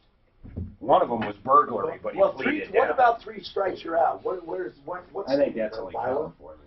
Florida has that too. Yeah, there's other states. But when you say felony theft, it could be something like taking money from someone. You know what? And He not might be providing on probation service. right now. That's felony theft too. I don't know if he is or not. He's on parole. Yeah, maybe he's on parole It doesn't. or He probation. doesn't appear to be. Does it say that? Does that tell you if he's been incarcerated or just? No. Girls contacted him through Facebook. They met at hotels and nightclubs. You know what, man? I got to tell you something. If your kid is curious and does shit like that, yeah. Hey, by the way, 44th Auto might be reappearing. They rented rooms across Denver, including DoubleTree. Hi, Tom Martino here. Listen to this, man. Listen to this, man. Talking about sex trafficking. This was a recent indictment. Recruited, this gang of 6 recruited kids as young as 12 years old by contacting them through Facebook. They would lure them by telling them that they're looking for models, or some they would just flat out offer drugs and stuff. Whatever it took to get them to meet them at local hotels and nightclubs. Then they use violence and drugs to control them. We're talking about our teenage girls here. Yeah, they get them to come to nightclubs and hotels. They rent hotel rooms, instructing victims to meet them there. This is so frightening. This is unbelievably frightening. And here's what they do. One was Doubletree, one was the Warwick, one was the Commons. These are hotels in Denver where they meet people. And then they drug them. The next thing you know, these girls are literally in a tractor trailer or a container being shipped overseas, never to be seen from again. You have to tell your children that Facebook is not a joke.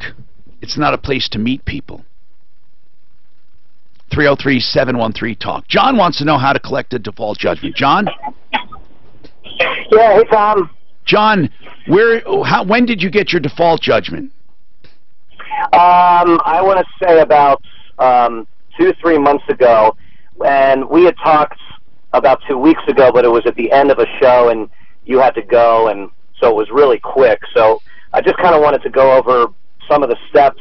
All right. First initial steps. Interrogatories are first. First of all, I want to tell people a default judgment is when someone doesn't show up to defend themselves. It's entered as a default, and a default judgment is every bit as good as a regular judgment unless they catch it within a few days and have a good excuse. And then the judge may reopen the case for another hearing. Here's the deal. Interrogatories are questions that you send through the court. It's not just you. It's through the court. They're called court-ordered interrogatories. And you ask questions like, does anyone owe you money? Where do you work? How are you paid? Where do you bank? What's your bank account number? And the interrogatories must be answered under order of the court, or you are held in contempt of court and can be arrested. Okay. So that is very serious. Does that cost any money to get the interrogatory? It costs a few bucks to file it, that's all. Then you have to have them served. Okay. You have to have them served. It's best, John, when you have a judgment, to give it to a collection attorney and let them incur the cost and the trouble, and then they will add their cost to the judgment. And if they'll do it usually for a portion of what they collect, if it's big enough, or if they think the people have money. If it's a deadbeat they're never ever going to get any money from, they may not take it. I talked to one attorney and they said it was $3,000 either way, and I was like, ay. I mean, I don't know if I did want to spend $3,000. Well, no, then you don't talk to an attorney like that. That attorney thought they couldn't collect. If an attorney thinks, I don't know who owes the money to you. How much is the judgment for? $7,600. And is it from someone who has the wherewithal to pay it? I believe so. I mean, he's got a business. Well, did you get it against the individual? I got it. It was against the individual and his business. He's got to get the interrogatory stuff. And was it fraud? No, they just did an awful hack job. No, I'm asking John, I'm asking if the judgment was for fraud. Because if not, most attorneys will just figure they're not going to do it, because if they get a judgment for $7,500 plus costs plus whatever, and let's say it all adds up to $15,000, they're not going to, and the other party just goes bankrupt. They're not going to waste their time. Okay. So I'm not sure what you mean by fraud. Okay, well, then you didn't get it. Okay, when I got a judgment one time against this painter, it was an aircraft painter an interior guy. When I was building, this was a hobby, and this guy did not do the interior, and I got a judgment, and it was called fraud.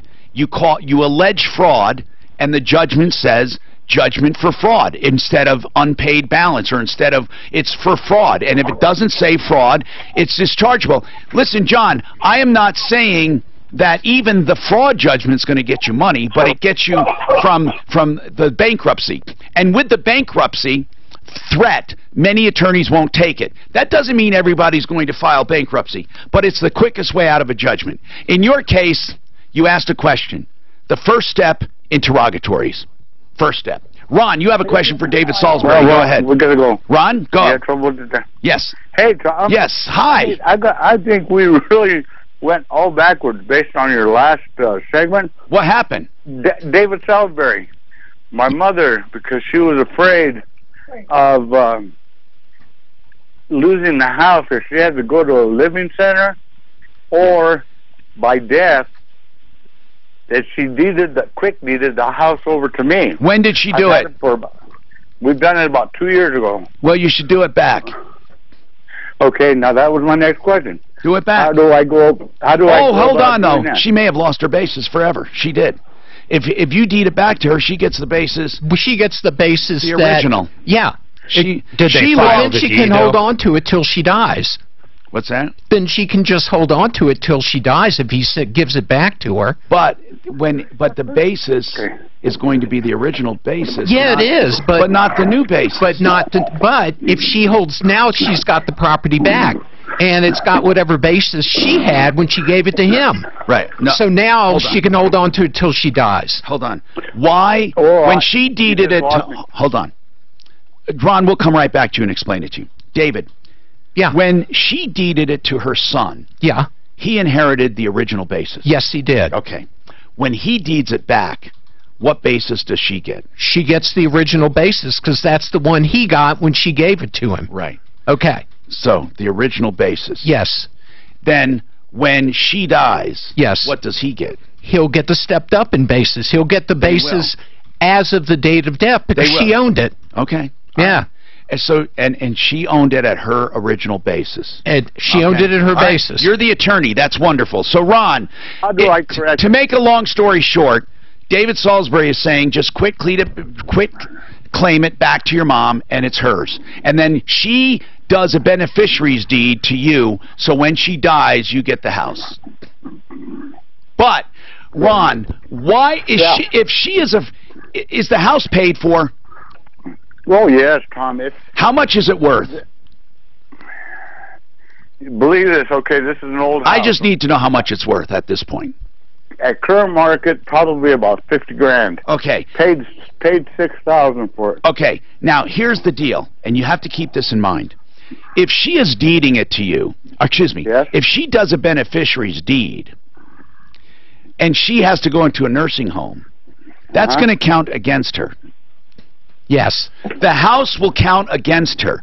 And if she needs, so if you were trying to deed the house in order to get rid of the equity so she could qualify for public assistance, if that's why she was doing it, then you should leave it where it is, because you've already have 2 years under your belt and you have to have 5 years under your belt. It has to have been done 5 years before it is legally accepted by public assistance. I'm trying to make it simple. So in other words, why did you have to ask the question? Why did she deed it to you? Was it so she could go on public assistance? Maybe she's 84, and why did she deed you the house?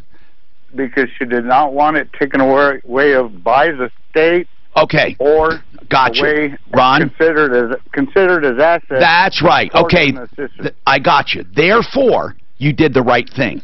Therefore, you did Now, when you have this house, leave it like that, but there is a 5-year look back. So if she goes into the nursing home 5 years after the deed, you're going to be fine. Okay? That's all. 5 years after the deed, you're going to be fine. There's a 5-year look back. From the L&L Heating and Air Conditioning. Must be a mobile home. Yeah, he's not going to have that much new basis anyway. So. He needs a place to live. Maybe he lives there now. Well, she could have sold it tax-free anyway on a house. Where do you find a house for 50 grand? Maybe on the country. It's worth 50 grand right now. Well, who knows where they're calling from? They could be calling from Arkansas. Yeah. I don't get much for 50 grand. Hobbs in Mexico, we sold a house down there for $35,000 a few years ago. Hobbs is booming now. I know it is now, but when my brother died, it wasn't. What's Hobbs? Is that Colorado? No, it's Hobbs, New Mexico. It's down in the southeastern corner. It's a refinery town. A lot of it is people who used to do Everything that. that grows there has a Plus, sticker on it. they can download stuff or look on Facebook or YouTube. About 50 miles from Carlsbad. It's pretty. So yeah, you go here. Yeah. Here, this is the. Nobody wants to be there unless they work there. So. Well, now you know why it's 85,000. Yeah. There's plenty of places that are. So these are all the. There's a bunch of ruined by values here are crazy. You go down there and look at But you're not if you're selling. That's not true. That's YouTube, Facebook around. Yeah, if you're selling. A whole lot of people are giving comments. Sometimes people will talk about. Oh no, that's a Paris. That's a gnat. No, those are supersonic. Yeah, we used to have a few of them out here. So they get this anyway. Yeah, but they're British and are really hard to find anybody that will keep flying. God, very expensive to keep going. Yeah, he's got one that's apart for the night. Every one of them I saw was apart. Yeah, this is where You know, I used to love the way they look now. Yeah, that's a good word. I don't know. Doesn't the Navion look just about like the air coupe? Hell no. What am I thinking of? I don't know.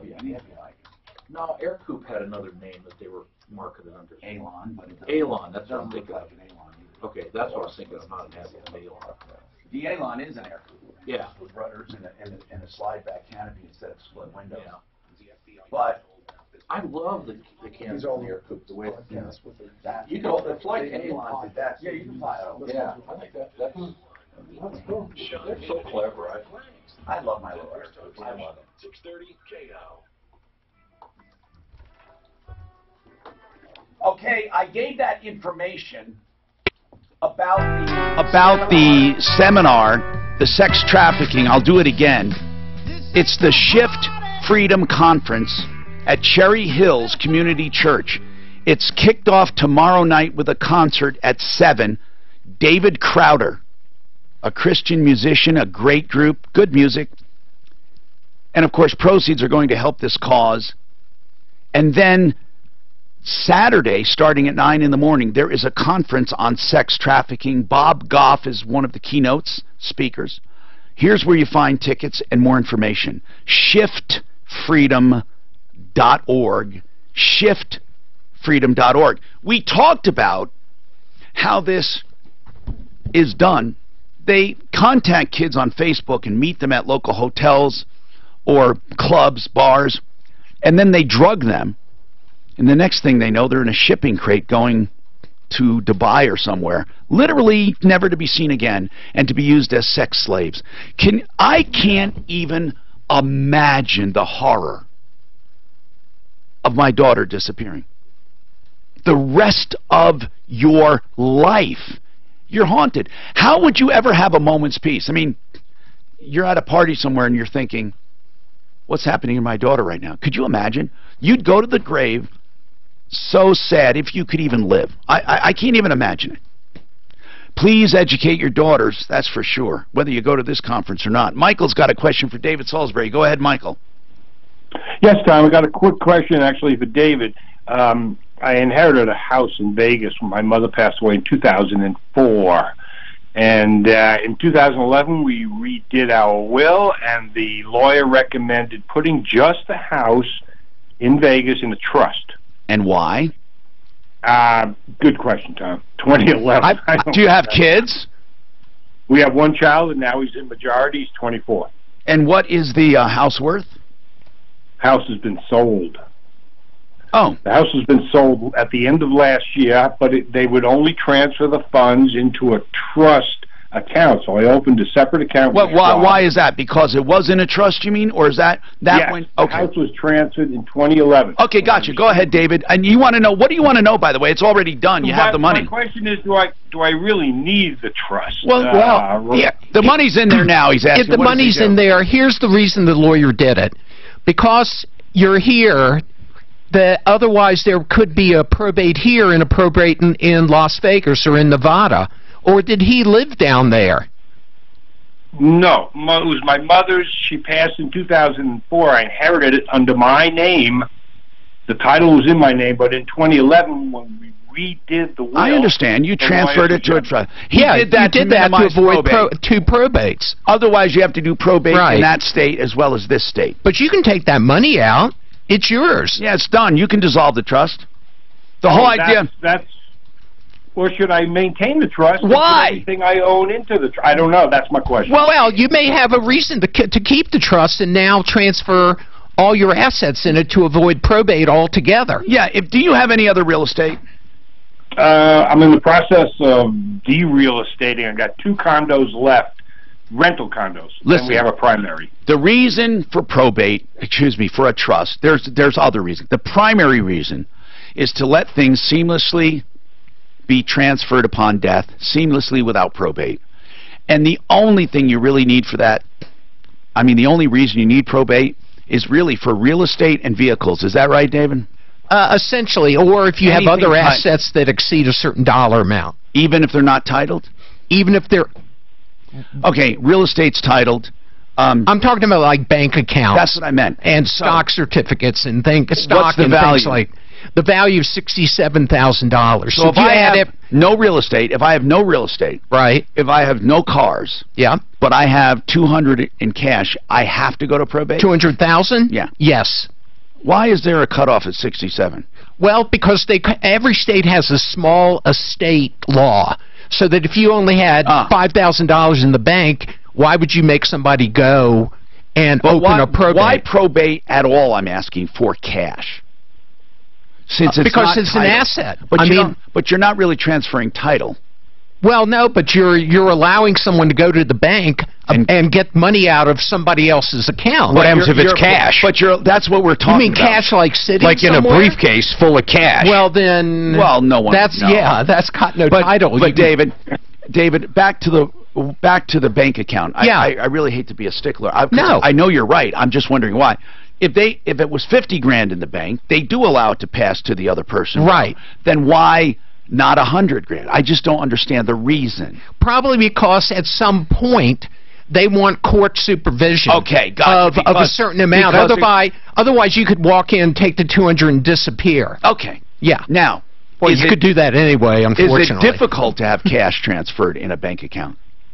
No. Okay. Now, if all he has is cash at the time of his death, can't he do payable on death? Yeah, he could put a beneficiary, POD, paid on death on it, and then it would just transfer at your death. So if you put it back in your name, if you want to use the trust, you can use the trust. I'd be glad to talk to you about it and look at it. And it's already there. Yeah. Now, Michael, but what we're saying is, if you have no real estate and all you have is cash, you could do a payable on death bank account, or 2 or 3 or however many you have, and then you wouldn't need probate. Okay.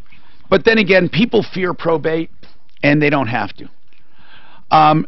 We had an email sent. We're going to run out of time. I still don't understand. If the asset's over $60,000, do you have to do it? I'm being serious, like a gold brick that's in a safe. Quickly. Well, no, because it's not being held by somebody. It's not a title, and it doesn't have by a title. Third party. Okay. I'm Tom Martino. We are simply out of time. I'm Tom Martino again. Thank you, Dave Harrison from Blue River Plumbing. Thank you, David Salisbury. Save all your problems for me. Come to Lady Luck Casino Blackhawk for the We had fun. Guys, here, take this down, mark it, and then I'm going to... Can I take a copy there, or can... Suzanne will show you how to pull it up. You got to go through each one. It's a complete pain in the ass, man.